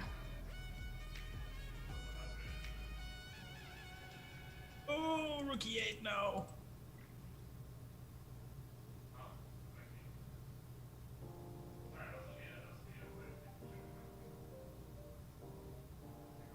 This is very intense. Wow. We need 7. All right, let's bring this to the board. I mean, they are locked in focus. I mean, we can listen in, but they are literally not speaking. Yeah. They are. Which is great. Concentration. Wow. Every ounce of effort. Queen e7 is a great move. Yeah, he found the best defense. He'll probably try to activate our rooks around here. Wow, this is a good game. Yeah, his whole idea to play f5 is nice. He's got to develop this knight. If he doesn't get it, okay. I know what Hafu's up to, but it's not scary, and he just needs to not be afraid because you're not going to get checkmated here like this, right? Yeah, she's a big fan of this mating trick, which I told her, I said mostly beginners, but I wouldn't recommend shooting for it because it's easy to defend against, but she does love the h7 threat. This could get very bad for her because if she plays something like queen e2, I just clicked the queen, so all the squares appear. She plays like queen e2, and Fintan doesn't panic. He just plays like knight c6. She could end up in a very dangerous position. Absolutely. It's hard to find a plan here too. And the time situation, we talked about it. She doesn't get into time pressure a lot. Yeah. But 5 minutes is not a lot for this type of position, which, you know, it's very hard to generate an idea in. Yeah, middle game is definitely where she struggles most too. Well, I think everybody does. Okay, knight d7. True. Plays knight d7 because it's the Kara Khan move. It's obviously not a mistake, but here knight c6, more active, going into the center. Would have been a little bit better. Hits the queen. But yeah, he's on fire. Still opportunity to blunder. That's a good move. Practically speaking, that's a good move. Threatening bishop takes d7. Oh, that's a great move. Wow. He's got to move his bishop now to defend the threat. Oh my goodness, this could get really... He's got to see it. If he plays queen d6, for example... Yep, that loses a And- piece. Not only does he have to move his bishop, he has to see the knight takes d5 potential threat, defend his queen with his bishop, either d6 or f6. Okay, And he's done it. He's taking the knight. Wow, that is... Wow. Wow. That is very nice. That was a nice trade. Bishop takes d7. My biggest thing is, I know I worked with Finton, but I just want a competitive game. Like if this group, if like the way Pac-Man, the way Finton, aka Easy with Aces, I want to see XQC just start slugging it out with Hafu. Bishop takes knight. Okay, we're gonna get a queen and 2 rooks endgame. Who we liking here? Definitely still black. Look at those pawns on c3 and c2, so weak. Hafu's got to try to orient herself against the e6 pawn, maybe rook e1. We just see a gigantic whiteboard now. I know, I don't know what happens is. Dude, don't. Oh, it was like a list. He changed overlays. He's in the professor room, or I don't know where he is, but... Those are some very intimidating symbols on the whiteboard. Yeah, Fu is definitely going to have to fight. She could try to put pressure on the e6 pawn, but her doubled pawns and her isolated pawns, she just has so many weaknesses. By the way, b6, blocking the queen's attack on the pawn in the corner. Look at that. He's playing fantastic. He came to play today. He's got to play rook e8, rook f6, or rook c6 to protect this pawn now. If I didn't know what his rating was, I would guess at least 1600 the way he's been playing so far. Yep, 1500. At least. Yep, at least. Rook d1, she's centralizing. Now, endgames. Oh, it's all about these weaknesses, and that is going to be... It's going to be a race. Who's going to get whose pawns first? Yeah, do you guys have any sense how good Finton is in the endgame, or? Beast. I mean, you know, Magnus level probably. Of course. I would say more on the level of Firouzja. You're overstating it, Levy, okay? I mean, I would compare him more to, you know, Firouzja, maybe Nepo. Okay, so yeah, good, being humble. Right. Good on the attack. Maybe not so good at defending. I understand. And rook e7, solid move. Queen e5 by Hafu should be considered, creating potential ideas of capturing on d5, exploiting that undefended rook on e7. Dude, if she plays queen e5, rook d5, I will literally fall out of my chair. So will I. That would be insane. Yeah, rook d2 is much more practical. Looking to double on one of these files, or triple. She's looking for the triple attack. The triple stack. I was curious what Finton's plan was with rook e7. He was trying to double on the e file, or exactly where is he going with his rook? All right, let's see. He can also push the pawn forward, which he might forget. Like, he might just not realize that he can just expand his pawns forward, and they're all pretty happy. Something like queen c6 would be good here, attacking the pawn on c3 as well. Exactly. He needs to now... Wow. And there we have it. Unbelievable. That is actually outstanding. That is outstanding. Queen c6. This is just a good game of chess. I mean, this is awesome. It really Excellent. is. Yeah, I mean, rook d3, and then he can just push his e-pawn, and that rook has nowhere to go. He queen might... c5 now, maybe. Exactly. Well, I don't think he's going to... If he plays queen c5 again, that will floor me, because that more or less forces a queen trade, or forces Hafu to play something like queen g5, just get aggressive. Yeah, it's still not easy for Black to play this. He's dipped below 4 minutes. He's got to keep an eye on the clock. This might come down to a time scramble. The way it's going right now, as close as this game is, we might see an epic finale in this e5. And he goes Another for great the move. simple plan. Yes, very nice. He does begin the d5 square, though.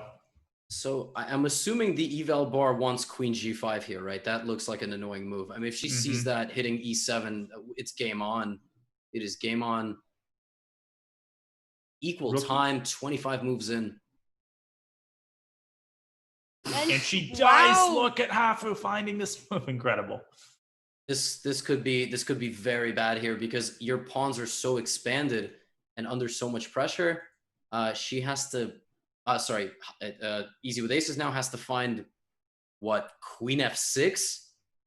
That might be the best move. Yeah, Queen F6. This could be one of the highest, if not the highest quality game we've seen in across the PogChamps so far. I mean, incredible. Oh, and I jinxed it. Oh, No. Oh, as soon as I said that, what did I do? He was doing so well. Oh, that is absolutely tragic. Yeah, he That was playing is fantastic. Yeah, and that is. Aww. Oh, Daniel cursed it. The prophet spoke too soon.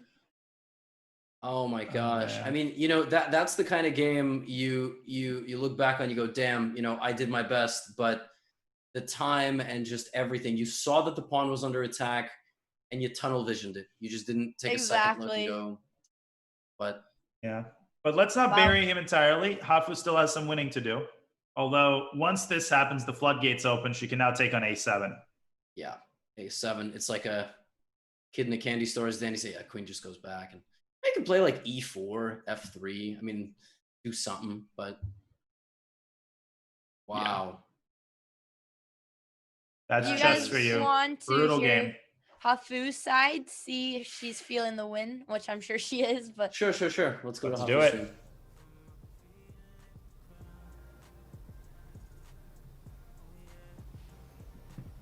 Oh, she seems really excited. yeah, she's still very focused, like up a rook, but she's hasn't relaxed yet. We're finding the weaknesses. She is just jumping for joy here. I mean, my God, she needs to calm down. I know really, that she big does. grin. Oh my God. He's saying too much in too little period. He's of time. having This is too just- much fun with it, I mean, really. like, have some respect for your opponent. Okay, I'm gonna stop. Stop making fun of I'm it. rubbing it in. I mean, jeez.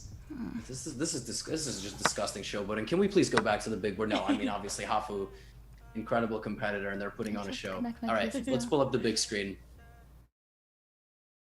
She is clinical. I mean, to blunder one pawn, like if a pawn is what you're gonna blunder through the course of the game, like what do you say? You know, what do you say?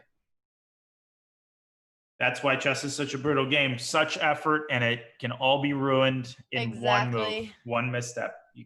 It's just what chess is. She just, I still had her stream on, and all she said was, "My mouth is dry. I feel physically ill," and I feel like we can all relate. Chess just debilitates all of us. It's why we got bad backs. It's why we got sinus problems. Or I don't know, maybe that's just me. I'm sorry. Which I'm surprised she still feels very nervous here, because she should feel comfortable up a rook. This And is the he's time resigned. to relax. Yeah. Finton resigns the game. The queen and the rook is going to be more than enough, and she's got a safe king, which will always go to H2. All right, Finton. Hafu allows herself an imperceptible smile.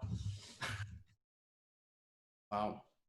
I think we're going to get another game in a minute, but just what a game. Just what a game. What do you say? What do you say? Andrea?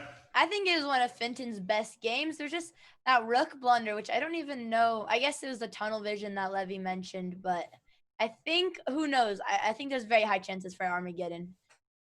Absolutely. If he plays with the same quality, retains calm in the critical moments, we might absolutely see him come back. You just got to keep calm, keep his composure, and it seems like he's just the kind of person to do that. Very graciously resigning, by the way, as well, not playing till checkmate. True. I'm curious if he has anything prepared for black. I mean, for I'm sorry, for white. Well, I think we're going to see a Baltic game with d4, d5, c4, bishop f5. Oh, hold on. I gotta get an analysis board. Oh.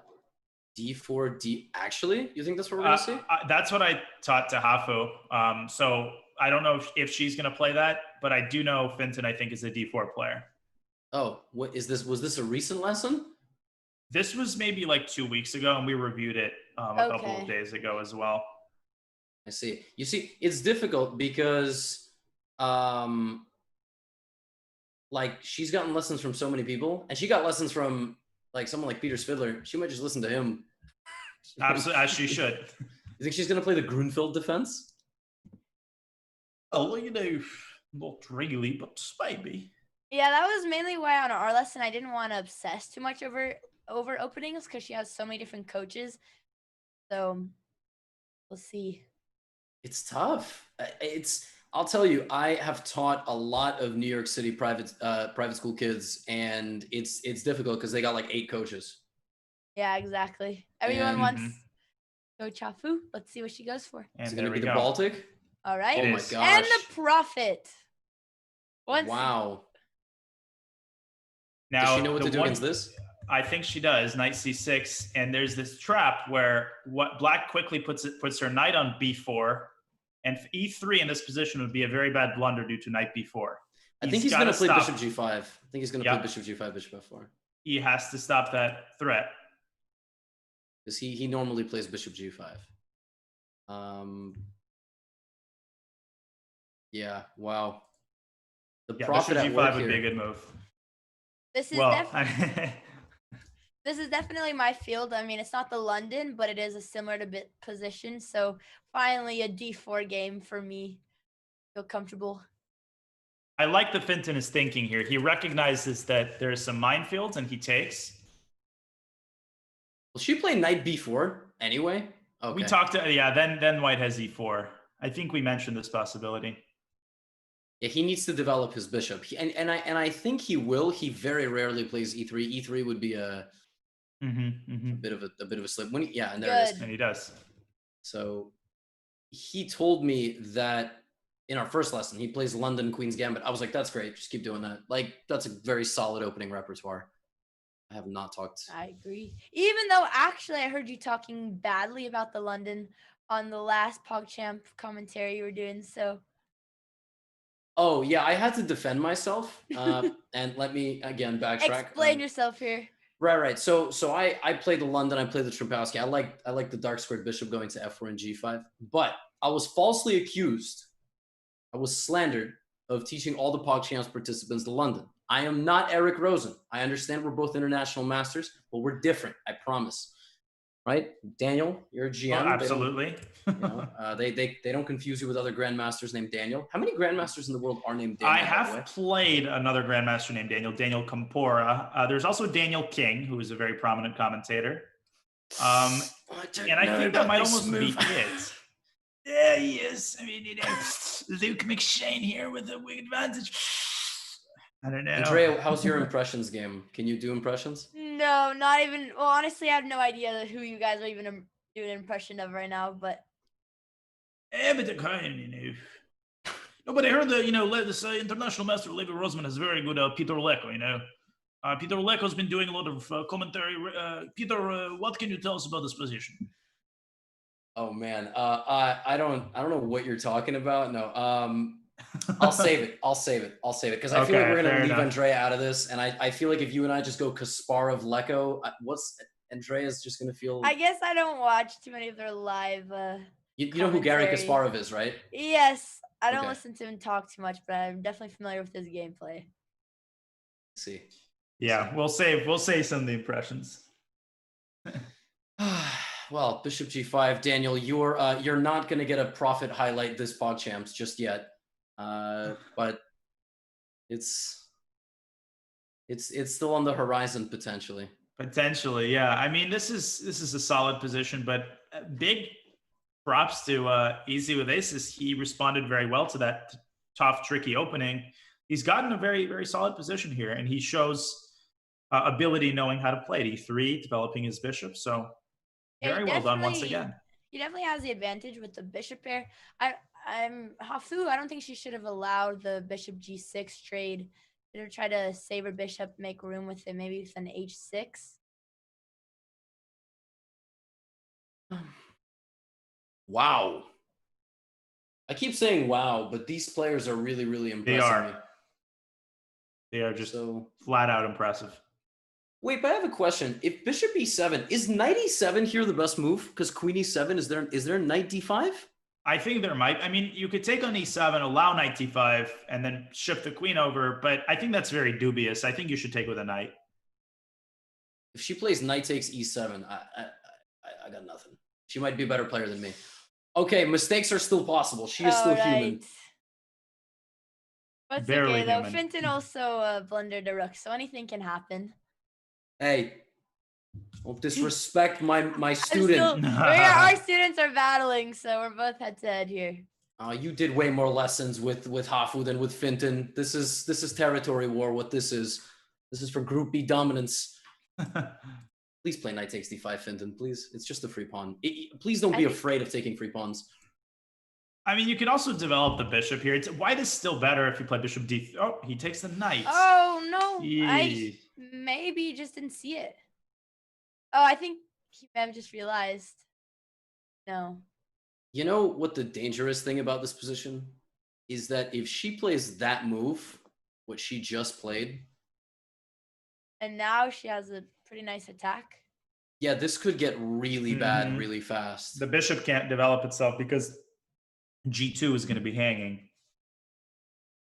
Yeah, I don't know where he's going to be able to castle. His king's kind of stuck in the middle. Just queen d2. The best move might be something really obscure, guys. It could be something like queen b1. Everybody relax. Or queen d3, just to And trade the now we pawn. got the developer buttons. Yes. Then we lose a pawn. Again, he's No, we don't. descended into Everybody a relax. cloud. Oh no, bishop d3. Oh my god, how are you going to go into your lounge and then play a move like bishop d3? Fenton. Oh, Wow, that's really my. cool, though. I have to say that setup is really cool. Look at that fireplace. I'm disappointed. I mean, you go to the fireplace. You're supposed to stare at the flames and cultivate good thought. You just bust out bishop d3 and snap. Yeah, And, I'm curious if it was like the mindset, because after he played knight takes knight, he started talking very rapidly. So he may have realized he missed the free pawn and got a little bit down on himself. And now everything starts crumbling. You know, Yep. this honestly feels like fighting Thanos, is what this feels like. Like you just get something, you know, for the movie to have like a tense moment, and then just like done. Queen takes g2. She's gonna play rook takes h2. And You know, one indicator that you're good is not only your good moves, but your bad moves aren't that bad. And we see here that even Hafu's mistakes are, by and large, in the grand scheme of things, they're minuscule. let's put up Hafu. Speaking of Thanos, let's watch Hafu.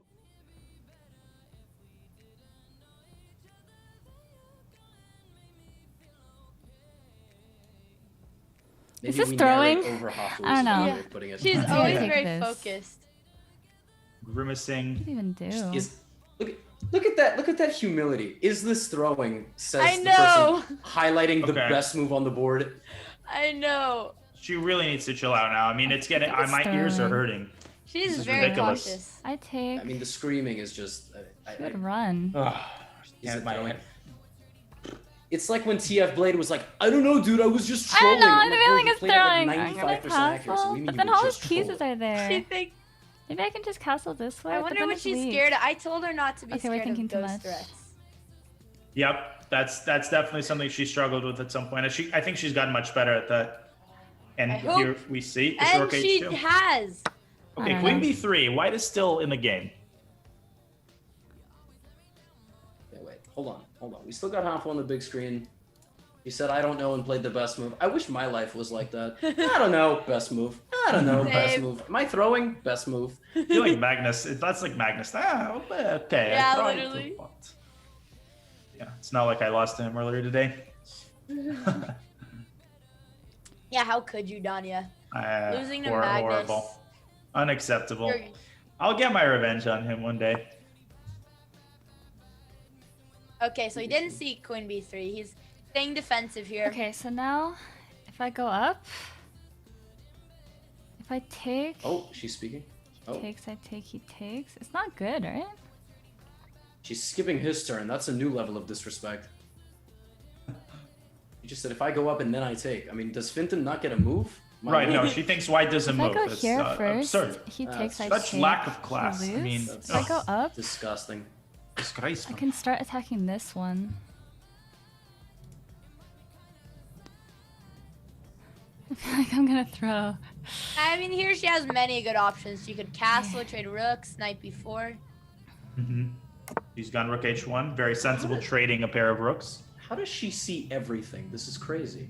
It really does. It's crazy. It is crazy. I was basically going to repeat exactly what you said, Levian. That's I in realized I had reverse to reword order. it. Yeah, but I was independently going to say the same thing. Just add a Kasparov like accent in there, and chat will love it. No, but Hafu, I mean, Hafu really sees everything. It's quite uncanny. It reminds me of myself, when I was 12 years old. Wasn't he like 2,512? Yeah, but I was like, formally, it was 2,200, but realistically, my playing strength, was almost as good as Hafu. Bro, your Kasparov is like the greatest Queen get trapped? thing ever. Thanks. That's how I entertain myself in various. Wow, like in the shower, and when I'm walking around making food. Oh my gosh. Okay. Yeah, to truly be a good chess player, you have to get in the character too. That's how Danya does it. Absolutely. This here, I can go there. We've got get it back on the big screen here. Not too much happening. Rook h1, clinical move there. The only thing that could happen here is that Hafu disconnects. She is just playing lights out chess. She's probably gonna play Rook h8, Rook h1, and I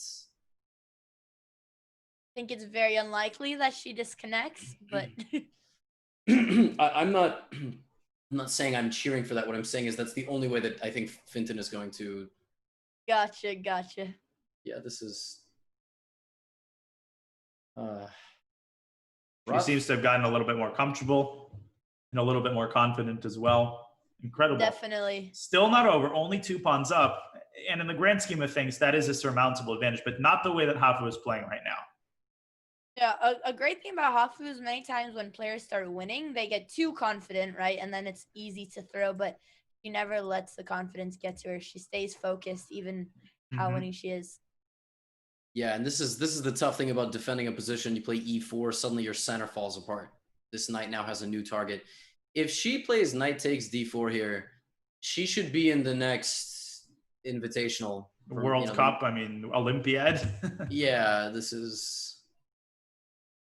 Somebody said, we've got a chat pro. I see this. She's up, but confused with no plan. She's got a plan. She definitely has a plan. She's just saying she doesn't have a plan. She always doubts herself. That's one of my favorite emotes that Finton has. Chat pro. Like Chat a little thumbs pro? up. Yeah, like because. Well, you should check it out. She just takes on e4. Even if she accidentally blunders with bishop e4, knight takes d4, she still wins a queen back. If somehow she doesn't see bishop. It's still winning, yeah.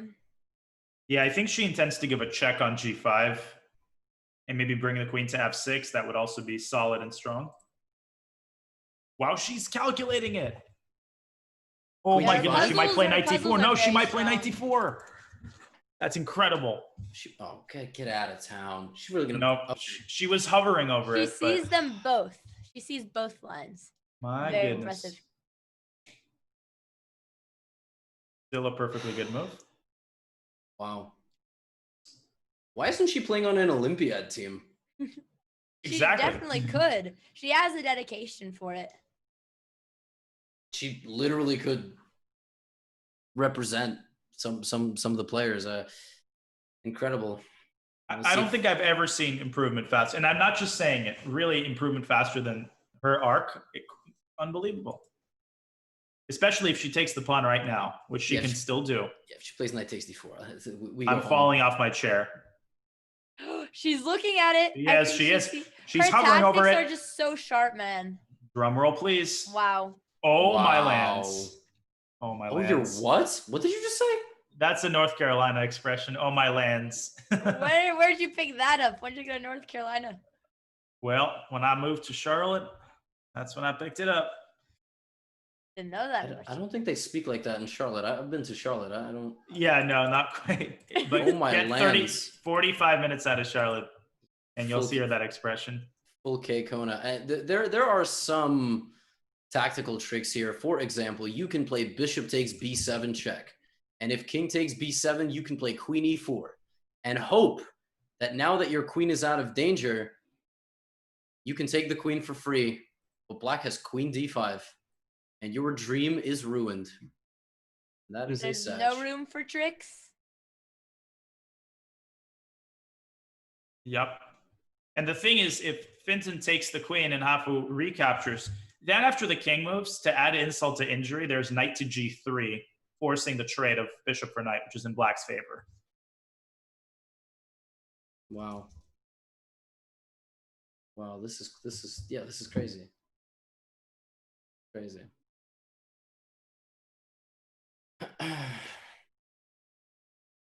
What does she play now?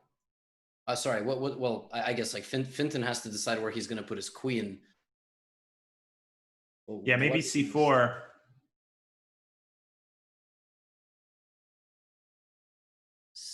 C4 is Be an interesting try. He doesn't have, I don't know, he doesn't really have any plan of attack, but I guess just aim towards b7.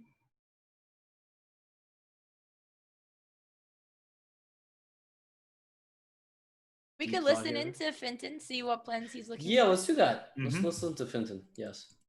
Gets out of the discover check and protects this check square. Like I don't see like I don't see like a multi-phase plan, but Every time we listen in, oh, Hafu is gonna have to move her queen. Just have a little oversight. Just forget about the queen, Hafu.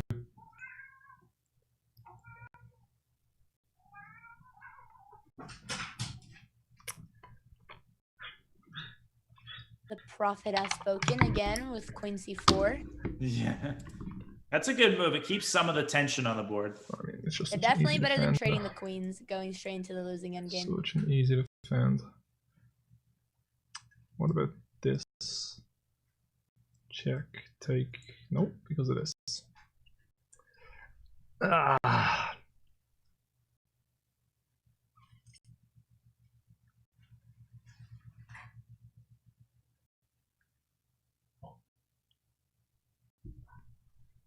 If we go to the square, He's searching desperately for is any there any counterplay. forks? That is not a fork. That is Rookie not a 1 fork. threatens bishop takes What b7 is check. That Hafu's might be the plan? best Hafu's practical plan is chance. Take this piece. I calculated rook plan is d1, but I take don't think he this thought about rook piece. e1.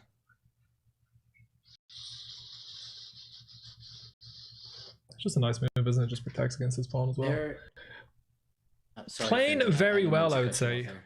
Oh, we're back. But rook e1. If rook e1 bishop b7 actually happens, that would be astounding. Mhm. That would be the comeback of the day. Yeah, I have a feeling the rook e1 Hafu would anticipate the attack on the queen, move her king or something. Yeah, perhaps move her own king to b8, slide it off the light square. Yeah, I don't think she'll fall for, but I don't want to jinx anything. So Yeah, it's not like any of us jinxed anything in the previous game, so okay, so there was no rook. Yeah, now she can get in with the queen, right? That's going to be the problem. queen e2 or even queen e3 check. Yep. And wow.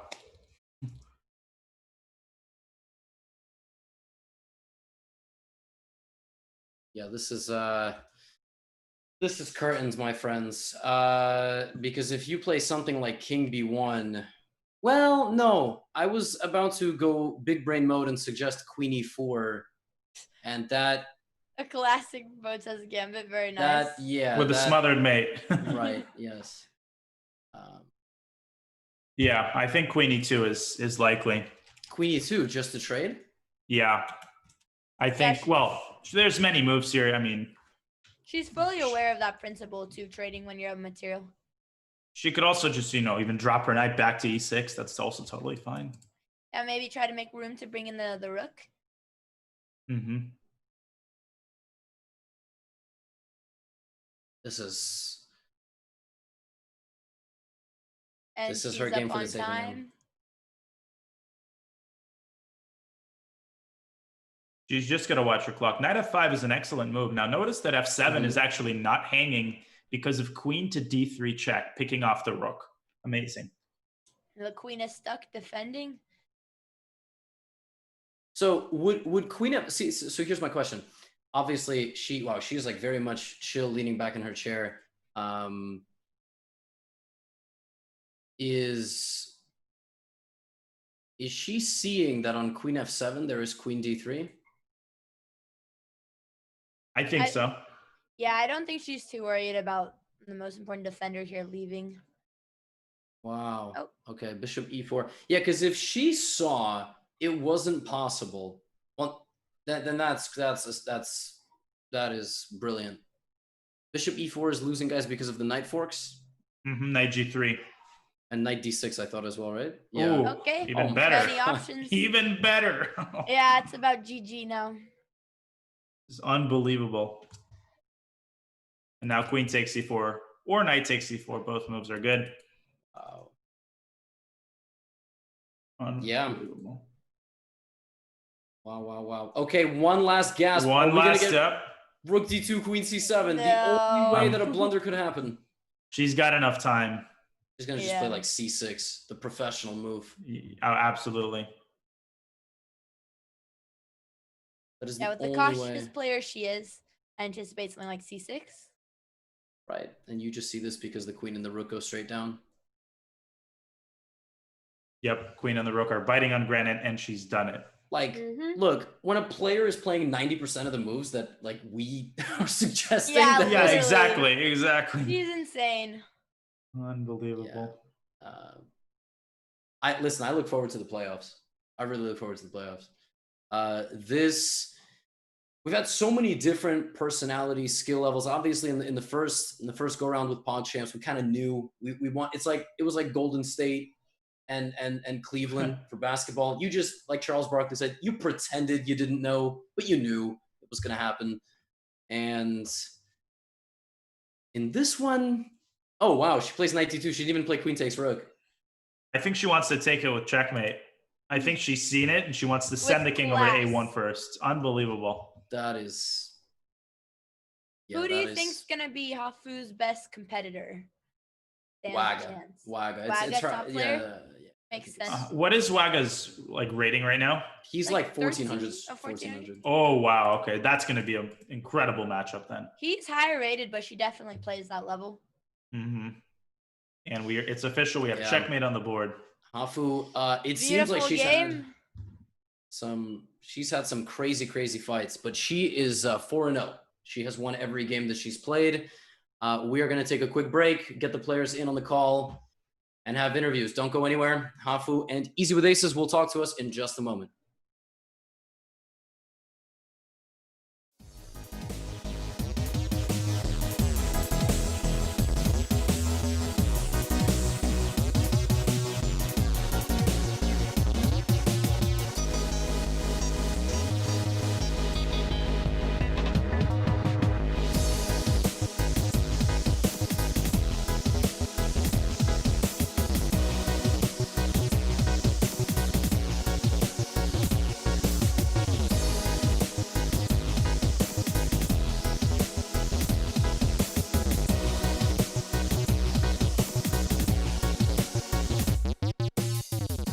Take a deep breath, get some water, right?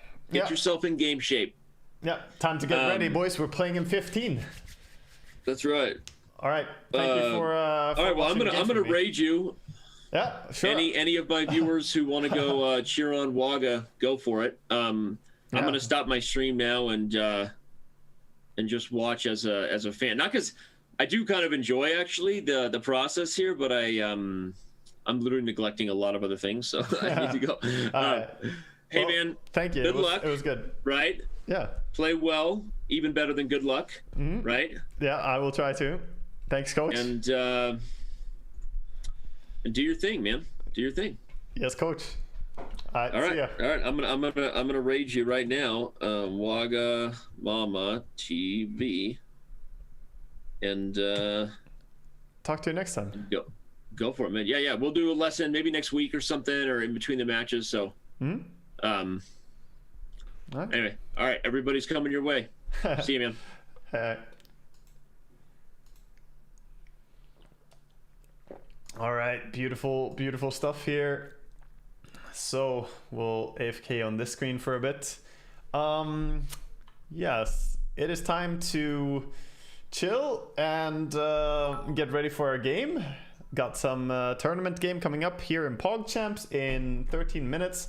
I'm gonna do what my coach said, get some air, stretch my legs a little bit. Thank you, Daniel Wrench, for the 115 viewer raid. Welcome to any of your lovely chess viewers. I've been hyped for this, playing my second game in the group stage. I'm playing against Connor today, and I hope not to disappoint. my coaches out there, both Daniel and Gotham, and now Anna Rudolph as well, who has been coaching me. So I'll be back in a second, guys. I need to take a short break, and then we have games coming up.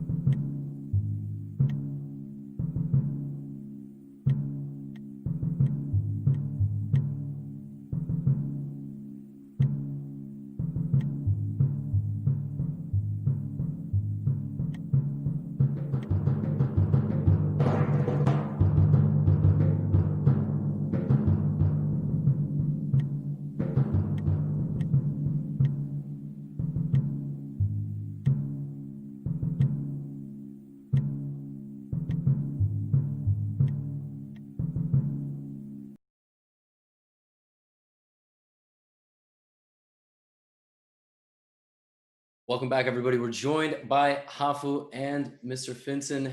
Easy with aces. We were just chatting before we went live. First of all, congrats to Hafu. I'll start with Hafu, actually. Anything surprise you about this match?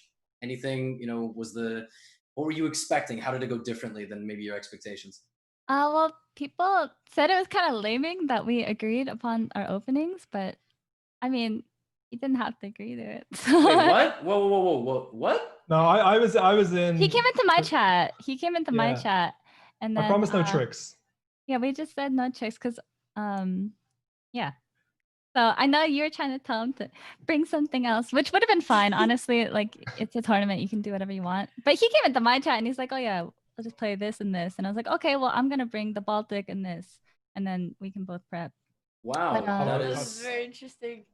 I thought I was going to be able to rip it open, though. I'm not going to lie. I I mean- thought you were going to play it differently. I watched a small bit. Obviously, I was drunk, but I watched a few minutes of you and Anna was showing you how to destroy me. And I was just like, wow, Anna's supposed to be my teacher. And she's like, I'm going to help you. Was it the same line? Anna went to the think so. follower count and was like, Honestly, No, good business decision. Good business decision. yeah, good business. No, I No, can't. but honestly, I no, couldn't I'm only practice. joking with Anna, by the way. Anna's so nice. But you put me under pressure the whole games. And I wish it had have ended slightly different than me blundering the rook. But I reckon you're probably the favorite to win it. So I hope you go on and win it if I don't get to the finals. And that way I can say I lost to the winner and I'll be happy. Aw, But congratulations on the thank wins. you. Well deserved. You played so well, actually. No matter what you prep versus a line, if you don't have experience versus, or at least me, I haven't played against the Caro-Con very much. So even though I tried to study the lines, it doesn't really matter once the game actually starts. So I felt kind of uncomfortable in the position. And you ruined my pawn structure. You had everything going. I think that first game was yours. I just got lucky. You missed one thing. I don't know. I would have been hard anyway. Like, it wasn't super open and I'm not great at converting from there. But yeah, it would have been better if I didn't give the rook away. That would have been the pro play for sure. The first game was definitely brilliant, Finton. That was probably like one of the best games I've seen you play. We were Thank you very very much. impressed. I appreciate it. We were. Every move we were thinking, Yep. both of you like played again and again, and especially you, Finn, in the first game, and Hafu, of course, the second game was absolutely incredible. Yeah. It was the best very games beautiful. in PogChamps. Literally, yeah. Daniel went on this big, monologue about how it was like a brilliant game, and then like you pushed the pawn, and The next move, actually. I said, I said this might be the highest quality game ever played at PogChamps, and then you blundered the rook. So it's all my fault. It's crazy. PogChamps without it. It's crazy because so I'm gonna ask both of you this. I'll start with Vincent this time. You know, you are right there with Pac-Man, and you've got a matchup coming up. So you either make it to the championship bracket or you get bumped down to the consolation bracket. So what are you thinking right now? And you want to trash talk him? The floor is yours. I don't mind the trash talking. We'll get to that in a moment. But like, I honestly did see this as a free roll. Everybody's been talking about how strong Hafu is and has been putting in crazy hours. Obviously, would have loved to pull off the upset, get the win, and to be guaranteed in the final. But in the back of my mind, I kind of knew that I had the next opportunity. That's why I wanted to rip it open real quick and just get our like kings into awkward positions. But it just didn't happen like that. But I mean, Pac-Man's good as well. But I'll shit talk him. I'm coming for you. One of us is going to be in the losers bracket. It's not consolation. Nobody wants to be there. Okay. I hope it's you, and I hope it's not me. That was beautiful. And Hafu, are you looking forward to your games and then your subsequent interviews with XQC? I believe he called David Pac-Man White Shirt Walter. Yep, he did. I've never interacted with XQC. I have nothing bad to say about him, but it's more, I'm just kind of scared. I hope he doesn't. She's scared. I hope he's not too mean to me, but I think he'll do well. And I have a lot less pressure since, actually he doesn't have pressure either, huh? Because it doesn't matter. Actually, it does. That's the coldest shade ever thrown. It doesn't matter for him. But I mean, it won't affect. Like I still get to go to winners, and he still, unfortunately, doesn't. So nicely, it's less pressure for us. That's all.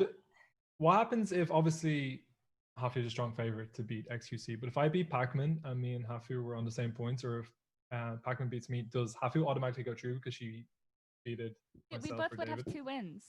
So yeah. There's a whole point system, tiebreaker system. I would love to chat with both of you like about chess and life and everything. We have to let you go. We really do wish you the best of luck, both against Pac-Man and against XQC for the rest of the tournament. Amazing performance. Thank you for the brilliant games, guys. Ciao. Flawless. We're gonna take a look at our final matchup of the day. You know what? I would love if can they just have a rematch? Can they just play again? I know. Like, run it back. Yeah, that was incredible. Run it back. I mean, wow. Amazing. We've got Wagamama and Connor Eats Pants coming up. Yep. Who can anticipate how this matchup's gonna end? No idea. Yeah. Let's take a quick break. We'll come right back.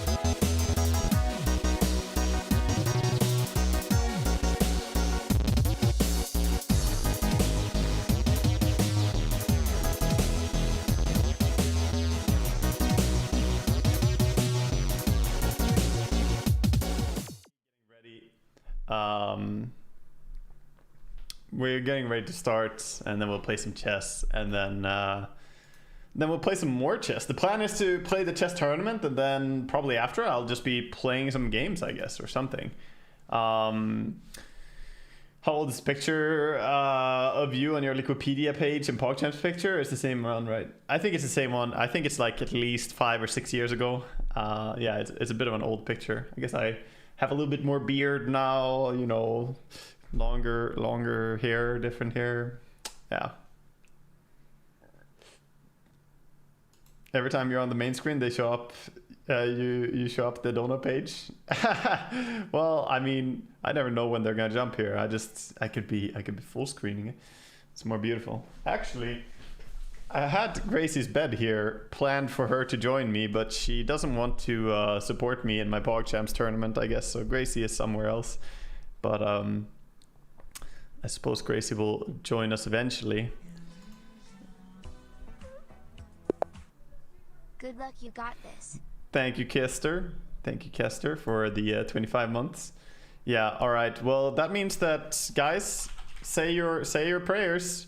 It's time to put you guys in emote only mode, you know. You guys are about to get emote only'd. And I'm gonna mute the notifications too. Sonja Lang, thank you for 500 bits earlier, by the way. I don't know if I actually caught that when I got rated as well. Thank you for 500 bits. And yeah, I'm gonna mute the notifications now. And then it's time to go get ready to play.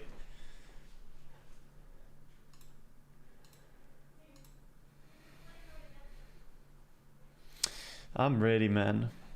Let me play.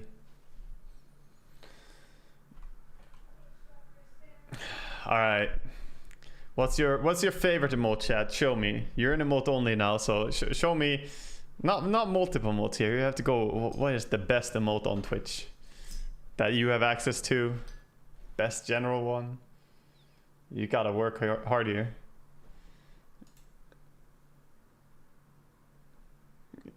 Yeah, headache lord for you too. No writing. I know you have VIP, but you gotta make sure to not write. It's emote time. Baby rage, the mango, the brain emote. Yes. A bulldog? What the fuck? No, there's no way a bulldog emote is the best emote on Twitch. What the hell? We can do better than this. We can do better.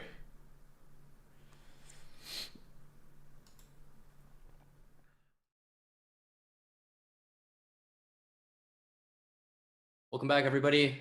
It's PogChamps. It is our third match of the day, and we are once again looking at Group D. Wagamama versus Connor Eats Pants. Last second, if you will, replacement.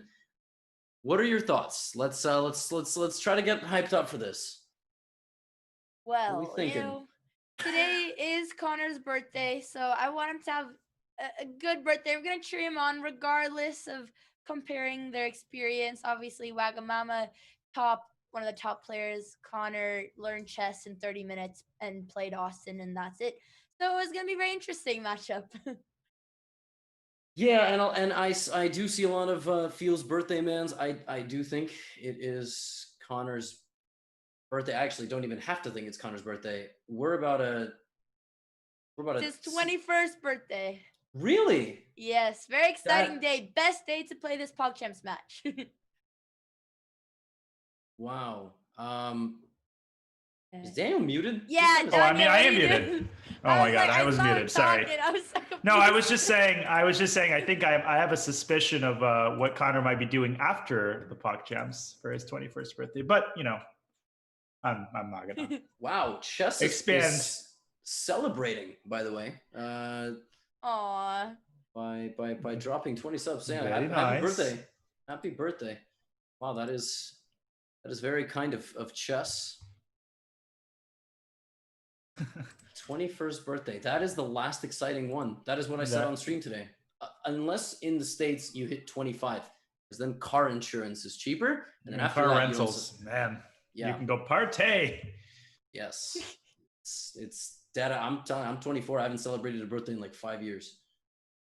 The math is off there, but don't worry. I was like, Yeah. Second decade. I'm good. Close enough. Game on. 15 minutes. I wonder if Connor did any prep. He wanted to schedule a lesson today, but I couldn't because of commentary. So I don't think he was coached by anyone else. But if he has improvement, then it's work he did on his own. I think Connor got coaching potentially from Danny Wrench. Oh wait, no, that was Wagamama who right before this was getting coaching from none other than Danny Wrench. I'm gonna talk about that because that's crazy. He really needed that, I think. I don't think he would have won without that particular coaching. Connor is a brutal opponent. B5 low key is a move here. It really is, actually. That's actually incredible that it's like a very legit move. The idea is to play against C4 and maybe play Bishop B7. I'm very scared what Connor's next move is going to be. Are you going to eat your words? Well, Connor's eating some pants, but... Yeah. You saw guys in might his, eat your words. Who is this guy? In his last games, he kept playing bishop a6. So hopefully, I don't know if he analyzed those anything, but maybe he won't go for the same idea. Change it up with a bishop b7. That'd be nice to see. Listen, one of the benefits of having the analysis tool unlocked on Chess.com is that if you ever do play bishop a6 once, the computer slaps you upside the head, and hopefully you change your habits. He's deep in thought here. This is a London. From Yes, Waga. it is. Waga represent. Only person in the field that I showed the London. He's solid. He's a down-to-earth, humble, chill guy, and he plays chill openings. All right. C6. So not a terrible move, but Yeah. it does kind of hem in that bishop on c8. Why don't we go take a look at Wagamama's stream, just see what he's thinking about this brilliant opening technique from his opponent.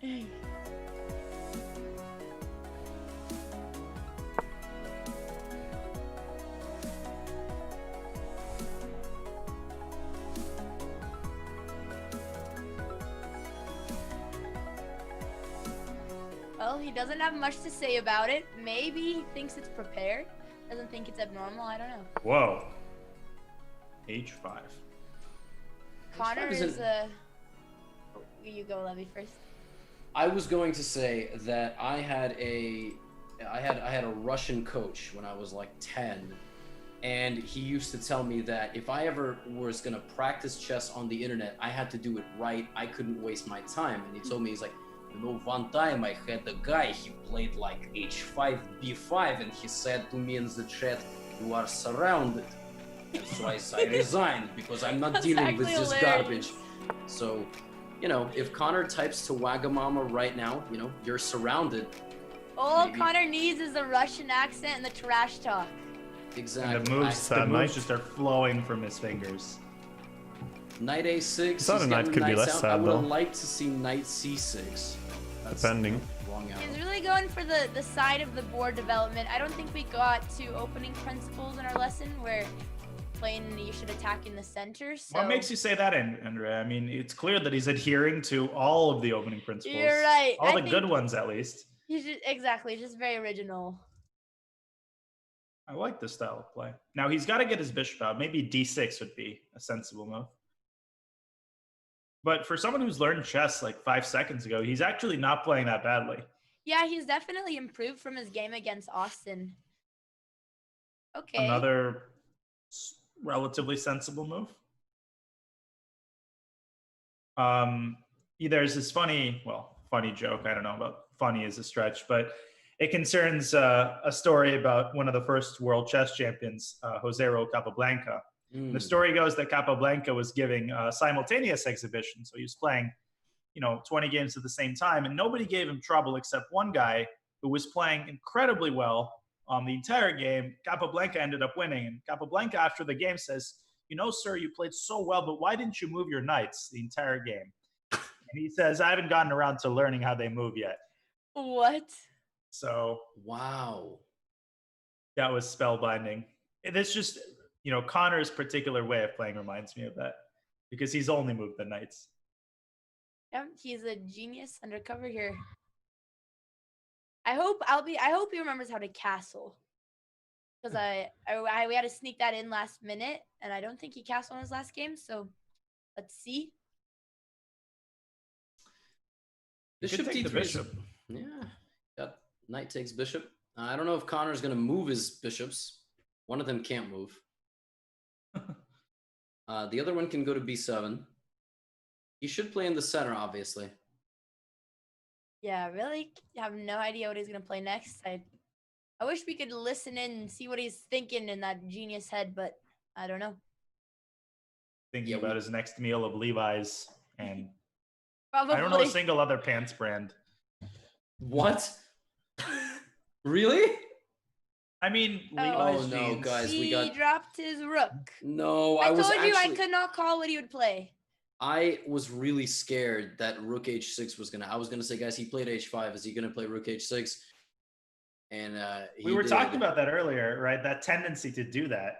Do you think we're gonna get knight e5, f6, bishop g6 checkmate? Oh, that would be brutal. Oh my goodness.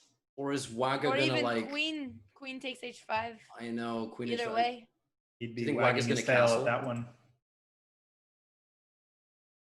I mean, Castle. for Waka's level, oh, okay. All right, he's following the principles, pushing Yep. the e-pawn in the center. Very solid player, very sensible. I think the London system is definitely a good choice for a player like him. I agree. Thank you. Yeah, I don't know who taught him that. Let me I heard it take was the credit. Some guy. Oh no, whoever taught him the London is garbage. But I mean, like the Total, opening no, is complete garbage. Yeah, yeah. The opening itself is good. The coach, man, horrible. right. Okay. So I just heard we're not listening in. We don't have to listen in. All he just said was, I don't think that Austin and Connor are as strong as the Mountain. Now I don't understand why he has to be so toxic. That's completely uncalled for. Okay, I'm just we're just joking. We're trying to get. Oh no! I just looked back at the board. His pawn move I thought he was was not. gonna see it. Well, he is developing his bishop. So, oh no, he blunders the other knight. Oh, that's takes on brutal. b5. Bishop d7, Well- bishop a6. Yeah, Connor's not doing too well.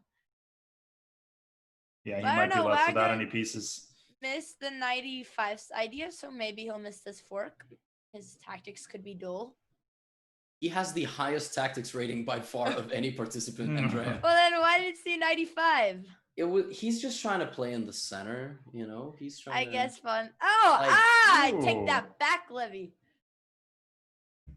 Okay. You know, he's Highest just tactical rating. I was gonna add something, but that was Tactical schmactical, but he doesn't see bishop takes b5. Yeah, I don't know. just I don't have a know. sponsorship deal that needs to extend the showtime a little bit. I mean, I don't know, you know, because the truth of the matter is that Connor is coming in right at the last second, right? And he hasn't had a month to prep. Not to mention the fact that, let me just go to Wagamama's Chess.com profile real quick. Yeah, Waga's been playing chess for You know, how 2 long? years. 2 years. Like, Wow, at least, that's at least. serious. 2 years versus 30 minutes. That's Yeah. pretty close. I mean, Yeah, yeah, I don't know. I don't know why you think that Okay. give one person an advantage. you're right. How dare I make that assumption? Well, that was Right, a so very bishop nice b5. developing move. Too bad that the tactic is still possible, but Wagamama just wow. doesn't see it. He's just not I- noticing that pawn. Yeah, he might not be noticing it. It, like I said, it also could just be a matter of, you know, like it is more beneficial for my opponent to actually play some moves and get the experience of a game going forward. Wagamama, as far as I'm concerned, is top 1, top 2 in this field in terms of favorites. If we're gonna pick somebody, who is number 3 in your opinion? oh, I would say from yesterday. What was his name? Played like a beast. Don't know the names of the. I do. I just his username is Gripix. Ah, I say number 3. I'm gonna have to go with Pac-Man. Pac-Man? Yeah, I think if he has a couple more lessons with, you know, his terrible coach, he actually might. I mean, his games against Hafu really impressed me actually. So I think he's got that upward momentum going for him. Pac-Man's very good, but can be a little bit solid, and he doesn't listen to me on openings advice. Mr. Pac-Man, if you're watching, please listen to me on opening advice. Yeah, he really packs his pieces in. Oh God, shower. I'm sorry. All right, can we just kill Danya's cam? Let me just, I'm Yeah, not the please do, host. and please just turn your faucet on and wash off after that. Oh God. Now, one thing I noticed about Wagamama is he's just so absorbed in like the opening principles and all these slow developing moves. He doesn't really pay attention to these tactics. It might be a weakness in his game against against Hafu. Yeah. I like Queen A5. Oh, they actually did turn my cam off. Oh, I didn't even notice. That's Amazing. hilarious. That is my punishment. I accept my punishment honorably. That is what I deserved. That's okay. I do remember during the I Am Not a GM Speeches Championships, there was puns galore. Vidit brought the heat, and you really you followed suit. No, puns are good. Everybody needs to bring their own style. Commentary. So, What's next? do you Yeah. guys think Connor saw Bishop takes b5? Because he did defend it. I think he wanted to make the longest queen move possible, potentially. I'm gonna say that he saw it. I'm gonna be Okay. proud. I have a proud moment for Connor.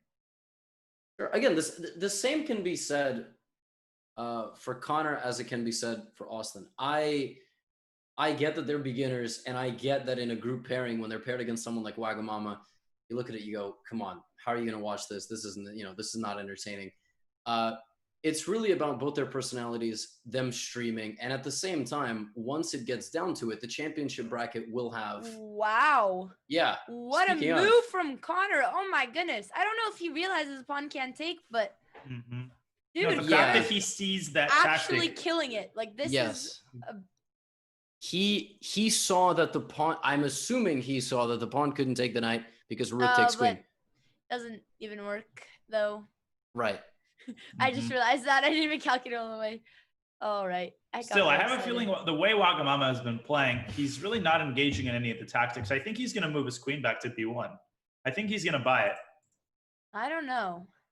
Yeah, this is time for him to really prove himself and his tactical strength. I've never predicted a move before. Praising.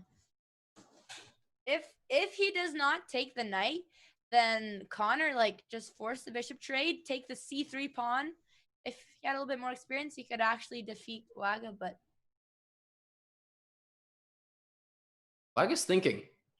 You guys want to listen in? Sure, let's do it. My vote is queen b1. If he calculates. Software. I think we just go here. Oh, you were drops right. The bishop, but no, he drops the bishop. Oh my god. That's a worse version of the move. Underperforming. He is. Absolutely. Wow. Yeah, Look at Levy was just Connor. saying how 1800 tactic level, but dude.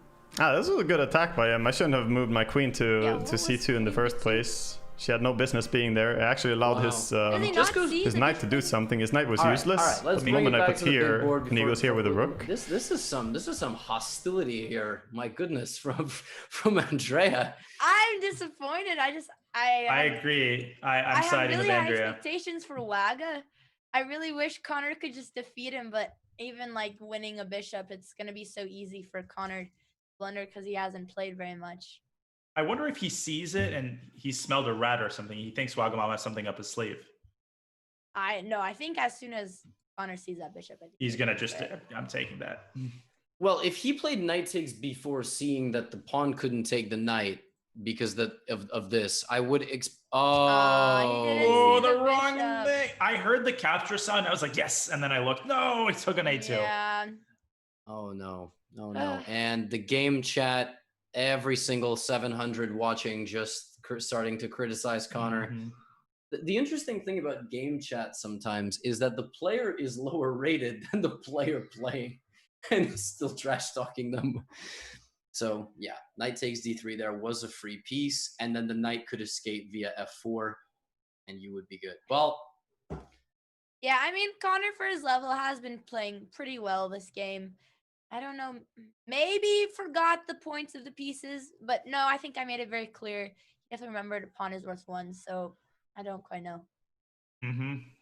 Yeah, maybe he wanted to take on a2, and I don't know, he forgot. The queen used to move only one square diagonally back in the ancient days, so maybe he, that's what he was taught. Yeah, because the knight taking is very clearly connected with a 1 square queen diagonal move. I see absolutely. The connection. It is all just. I told you. What did I tell you? I was. All right. Yeah, and he's played. Queen takes a2. Have both of you heard of the steps method? No, what is that? I think so, but yeah, can you remind me as well? There's this book. I don't know if it's originated from the Netherlands or somewhere in Europe, but it's essentially like a learning manual that starts with step 1, step 2, step 3. It's very useful for scholastic teaching, but it's also good for adults. Adults have the same kind of learning pattern as far as chess goes. And phase 1 is always the material phase. You see you take a capture, you just do it. My dad used to coach his chess club kids with this, actually. Interesting. So there you go. Yeah, so I feel as though Connor needs an extra step inserted soon, and then he will be completely fine. No, he had pretty good instincts. I mean, from 30 minutes of coaching and then not really any game experience, unless he practiced on his own time, he definitely has good intuition. Yeah, we've seen some incredibly fast learners in the PogChamps. Connor among them. Who are the other fast learners you're talking I mean, about? I think of course Hafu has to be pointed out. Yeah, of and I admit I'm a little bit biased when I say this, but from the previous PogChamps, Charlie and David Pacman, I mean, a lot of people who, you know, they also do their own thing apart from chess, and they're still able to carve out time. I'm always impressed when these streamers are able to carve out time and they embrace the challenge when it's really not easy when they're all very good at something else, and to fully embrace it and you know, and have that mentality is, I think, very admirable. Yeah, it definitely makes me very happy to see, like, for example, Finton, poker is his main thing, and he was like completely absorbed in the game when he was doing game analysis in the interview. It's really great to see that they're so talented at one thing and can be interested in chess like this. What are you guys talented at? I'm talented at just chess. I'm talented at snoozing my alarm. I'm good at just chatting, you know, or just chatting streamer over here. That seems like bait, and I'm gonna avoid it. I'm gonna focus on the game. Just teasing.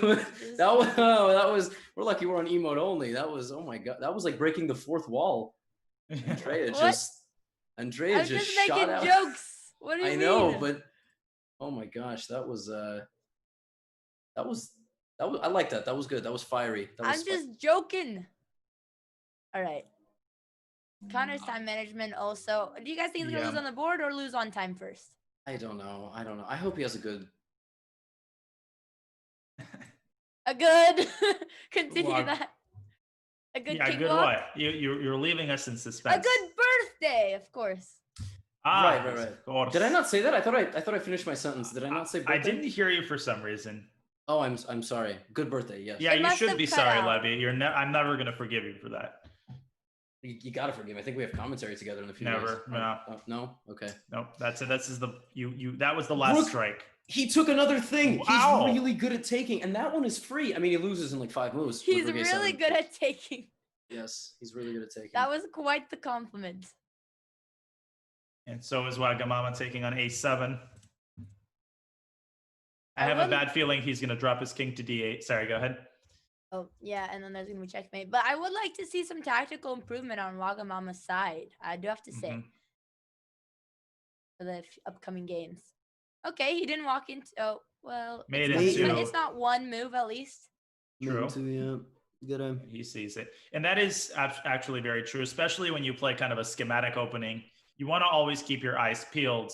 There's a temptation to play all those sort of set moves. But when your opponent blunders, you want to be able to kind of deviate from the main schematic moves and exploit that. So I think that's what he needs a little bit of work on. All right, mate in one. Let's see. Waga's taking his time here. Oh, I told you. I want to see him brush up those tactics. Yeah, 100%. He should see Queen F7. Now he's gonna lose, man. I don't think White's better anymore. No, I think Queen F5 I think it's is equal. Yeah, it's time to offer a draw. Look, yeah, if he knows what is good for him. I have the window capture of the chessboard, so the eval bar is completely a shade of a certain color. There is no fighting back here. Wagamon was really strong, but I am definitely gonna get on his case because you got it right. Like the guy is so strong, but missing little thing. I'm gonna get Connor hype. No, Connor, is he popping a white claw? Or... I can't tell. Yeah, I think he is. It's almost like it's his 21st birthday. Wow. Yeah, almost. At least he's celebratory. That's good. When did White Claws become so popular? Has it been like 2 years? Like when did that happen?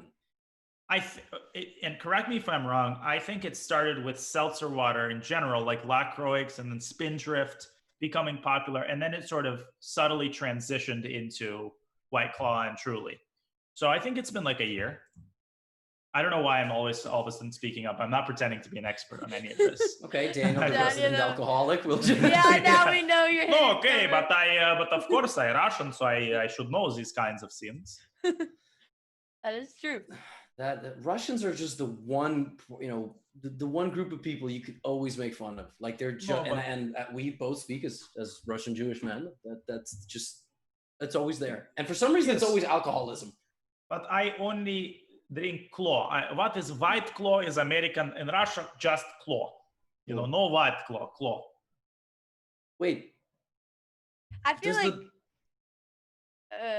Russians aren't really into White Claws, more just the hard liquor. I think that's more of a white girl thing. Exactly. The only White Claw. I like White Claw, but am I seeing this right? Does the Bosa's live channel have a White Claw emote?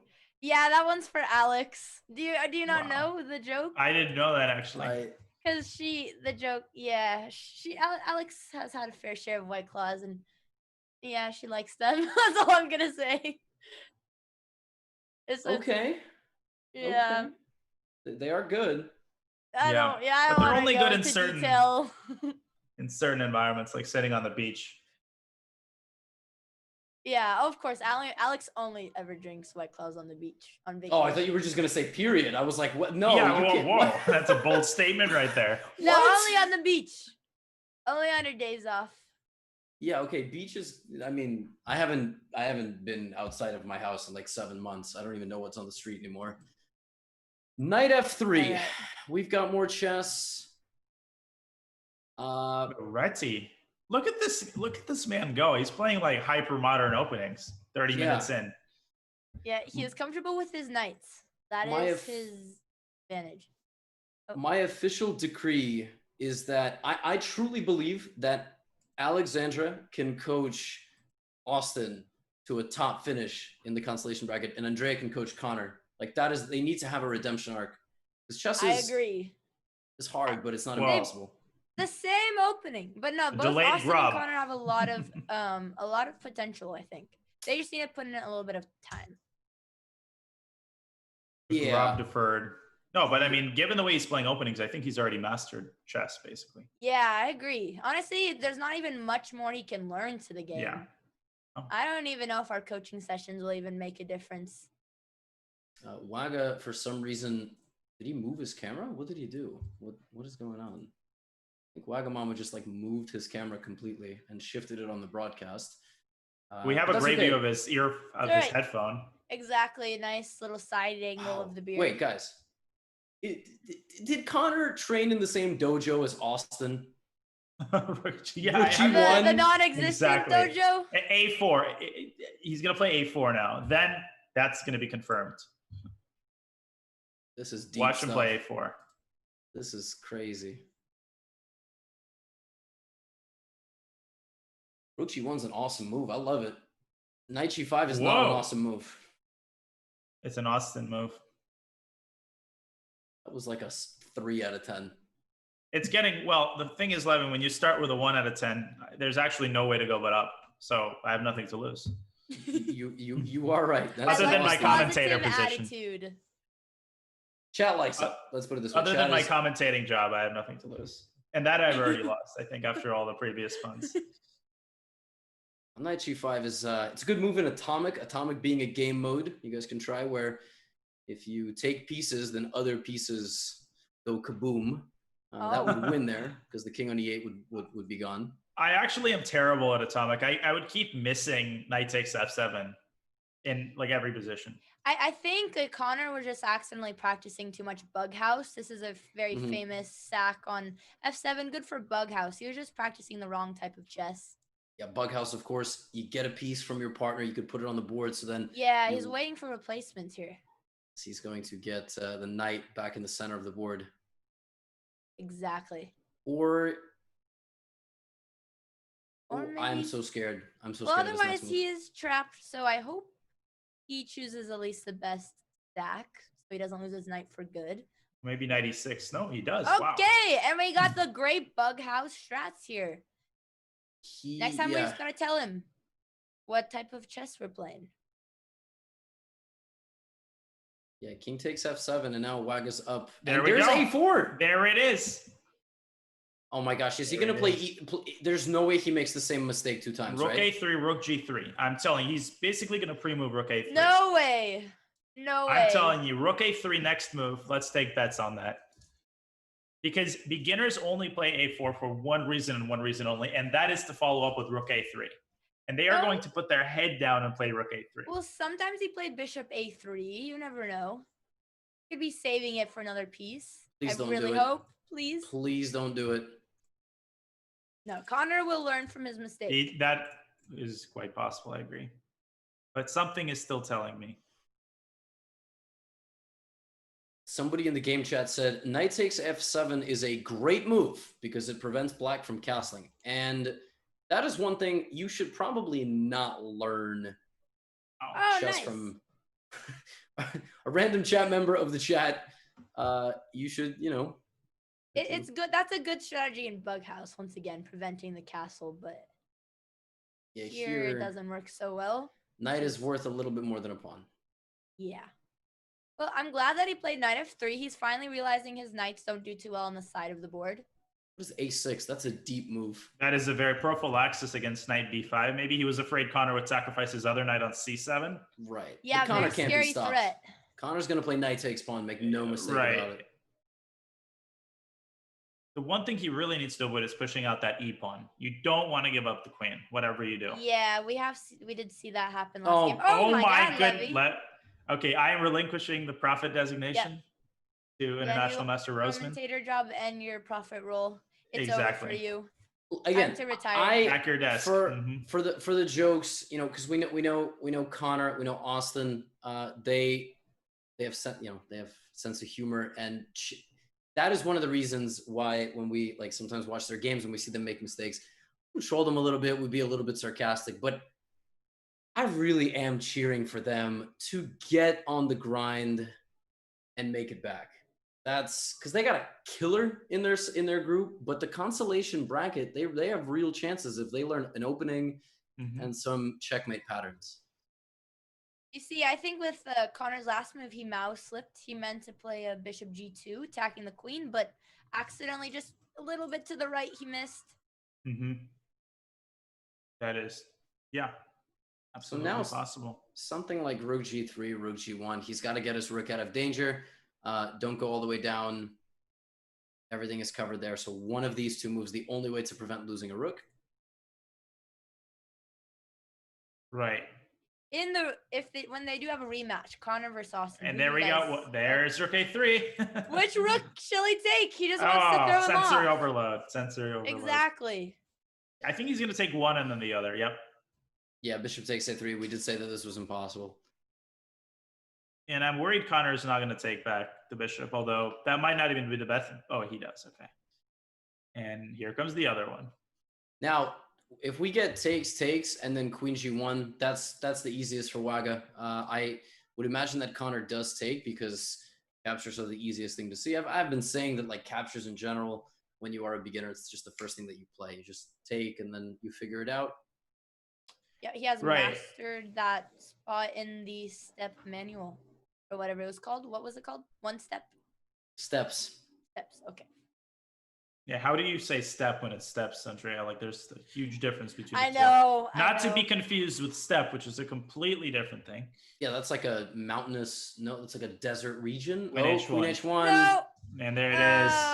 Okay. Making short work in this game is Wagamama, and he goes 2-0. Suffering early. Yeah, this is a clean win for Wagamama, and we will get the players in. I know we will definitely speak to Nicholas. I'm not sure. I'm assuming we'll also speak with Connor. Quick break. Last interviews of the day coming up.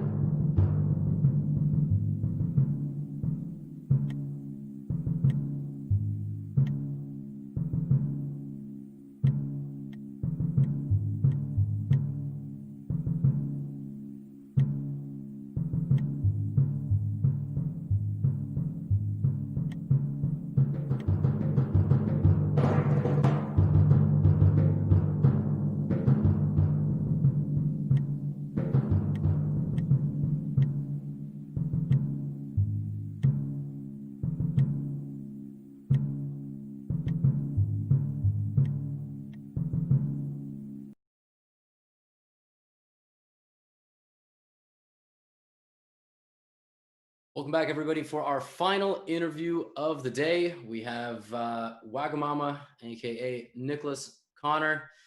Gentlemen, thanks for joining us. We probably should start with the winner, but first we should say happy birthday to Connor. Thank you. Happy birthday, Connor. Happy birthday, Connor. Saw you celebrating with those claws. Yeah, no, after I lost the first game, I was like, well, all right. It's still your birthday. Yep. Look, we are all chess players, well, as far as the commentators go, but do you have birthday plans after this? Because I know that chess might not be. What's the plan? I've got dinner with my family, and then I'm going to do a stream of Pokemon Snap on the Nintendo 64. So. Fun. I'm not gonna lie, that sounds better than this. I know we're on chess, but I can't really go out with friends right now. So. Wait, why not? Oh, COVID, right? Bit of a pandemic. And so Wagamama, Mr. Wagamama, I'm gonna bust your chops a bit. You were doing a lesson before this with Danny Wrench. Really? I mean, Connor just joined. The man's just getting up his basics. What are we doing? Are we getting a lesson? I mean, it's not a show match, Levy. It's a tournament. I know. You play tournament. You gotta prepare for a tournament. I thought I was gonna have a lesson with Ludwig before, but Ludwig forgot. So then he called me, and I missed his call. So then I didn't get a lesson. Sad. Guys, okay, Connor, we'll have lots of It's lessons. okay. You have good chances in the constellation. Or what bracket is he going into? Constellation, right? Yeah. But actually, not mathematically speaking, I don't know how to get into the logistics of it all. But I did want to point out, while we have the board up, around the middle of game one, Connor, you were winning for one move. Really? Yeah. Yep. That's what I was saying to you. So you jumped in here with this knight, and you saw that, if he took you, you were going to take his queen. But actually, Nicholas, you could have taken.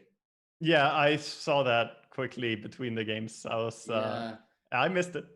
And here, instead of knight takes pawn, ultimately just taking the free bishop, and for a moment it would have been tense, because this knight comes around and maybe the game goes on. But yeah, I just kind of pull out random ideas that I know aren't the most normal, just to see if I can throw them off, because I don't know all the advanced techniques. So I just try to kind of do weird stuff since I don't know too much, and hope that it pays off by throwing them off. You definitely threw me off, sir. There you go. Is there someone in the field that either of you are looking at next? So, for example, your next round opponents, Nicholas, you're playing against Austin. Connor, Connor's playing against Haftor. But beyond that, constellation bracket, champions bracket, what are we looking at? Anybody you want to call out, trash talk? Saying this to everybody today. All right, I'll pounce at the opportunity of saying, if I do end up playing any of the league players, I would challenge them that if I win against them, they have to play Dota, and if they win against me, they have to play League, or the other way around. Sorry, I have to play League, they have to play Dota if we lose. That is a standing invitation if I play against TF Blade and Grypex, but that's more for the playoffs. Okay, all right. How about you, Connor? Yeah, I'm just happy to be here. What a good attitude. Well, I'll play anyone.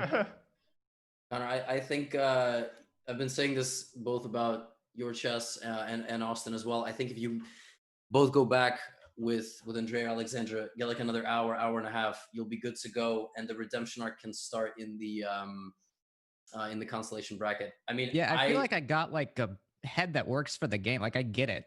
I know people that can't really understand it, but I see it. I can see the board and understand what's going on. Oh, we really liked your instincts, especially having learned as chess as recently as you did. You found some really cool stuff. So you've got the basics going for you. A couple more lessons, you'll be crushing it. Yeah, Connor, I was gonna ask, did you practice by yourself at all since your game with Austin, or because I actually saw a little bit of improvement. So then it's just good instincts. Yeah, I didn't really practice I've been practicing for the Twitch rivals for Fall Guys, so I've been so busy. Priorities. Well, I have so much going on this week. It's okay. Fall Guys is very complex. I understand. It should take more time. And I knew that this game, someone told me that this was gonna be my hardest game, so I was like, okay. I'll take it as I can and then get a lesson in between my next game, probably. Yeah, and we'll get him next I time. can. Don't worry. But you had really great instincts. I genuinely thought you practiced a little bit by yourself. So Just downloading the game in my head. Figuring it yeah, out. you Yeah, were it's- practicing in your sleep. There is for sure a learning curve when you're starting out. And Connor, we wish you the best before your next match against Haftor. Nicholas, same with you. You better win the whole thing. I Saying don't it, know. I'm calling it. I see a lot of people saying that, but I think everyone's jumping the gun on it. Yes, It's, I want to see. I'm an unbiased commentator, but I would like to see Hafu versus Mama. Me too. I heard Hikaru and others say that I'm the favorite or something, but and I want to call out one thing. Hikaru said I'm one of the OG chess players in the tournament. I want to say I played a dozen chess games before PogChamps in total in my life. So I don't want to say that I'm an OG chess player, but I watched content. Yes. I like watching, and your 10-minute videos are very appreciated. I'm glad you're uploading the 10-minute videos. Okay, I gotta. That's enough. the secret. That is. Yeah, I know. Zexro said the same. Gentlemen, we're gonna let you go. Thank you so much for joining us. Thank you. Once thank again, you for the happy games. birthday, Connor. Happy birthday. Happy birthday, Connor. Thanks, everybody. Appreciate it. Let the players go and take a look at what's coming up tomorrow. We've got Group C. Friends, what are we looking at here? We got Dog and TF Blade, Zexro, and Cutie Cinderella. Cutie is very openly wanting to win the consolation bracket. Yes, she is. Mhm. And the But- trash talking contest. Yeah, Well, the two go hand in hand. That is true. but what are we thinking for this TF Blade matchup? It's going to be an interesting one. I'm not too familiar with TF Blade. I have seen Dog play. He's been improving. So I'm really looking forward to that. I think there's going to be some close matches tomorrow. Yeah, Dog TF Blade is a I don't have no idea what to say. I think they're both around the same strength, maybe 900, 1000 level. But that will be an exciting one. And as far as Zexro and Cutie Cinderella, Cutie and I looked at a few opening ideas today. And I told her what I think Zexro would play, but who knows what he'll come prepared with. And who is on the show tomorrow? I should know this. Should I know this? Yeah, I should know this too. But Oh, who's commentating? Or- we'll keep it a surprise. Yeah. There we go. No. I'm gonna. Yeah, I don't actually. It's gonna be a someone surprise. great. It's not none of us, because otherwise we would know that. Exactly. Right. So surprise. Maybe we get Danny in here. It's been fun. We had Hafu today taking on Easy with Aces. Very, very tense matchup. Potentially the game of the PogChamps, but we have yet to see. Any final words before we sign off? Well, this was fantastic. Tons of fun as usual. Love to see these people grinding, especially Hafu. Big shout out to her and Easy with Aces. That was an incredible matchup. But Andrea, any final thoughts from your end? Well, same here. I'm definitely looking forward to the upcoming matches. It's going to get more intense. Obviously cheering for Hafu because I coach her, and Scissors, which I thought made a lot of progress. Also looking forward to see some progress in students like Connor and Austin. So we'll see how those brackets go as well. Indeed.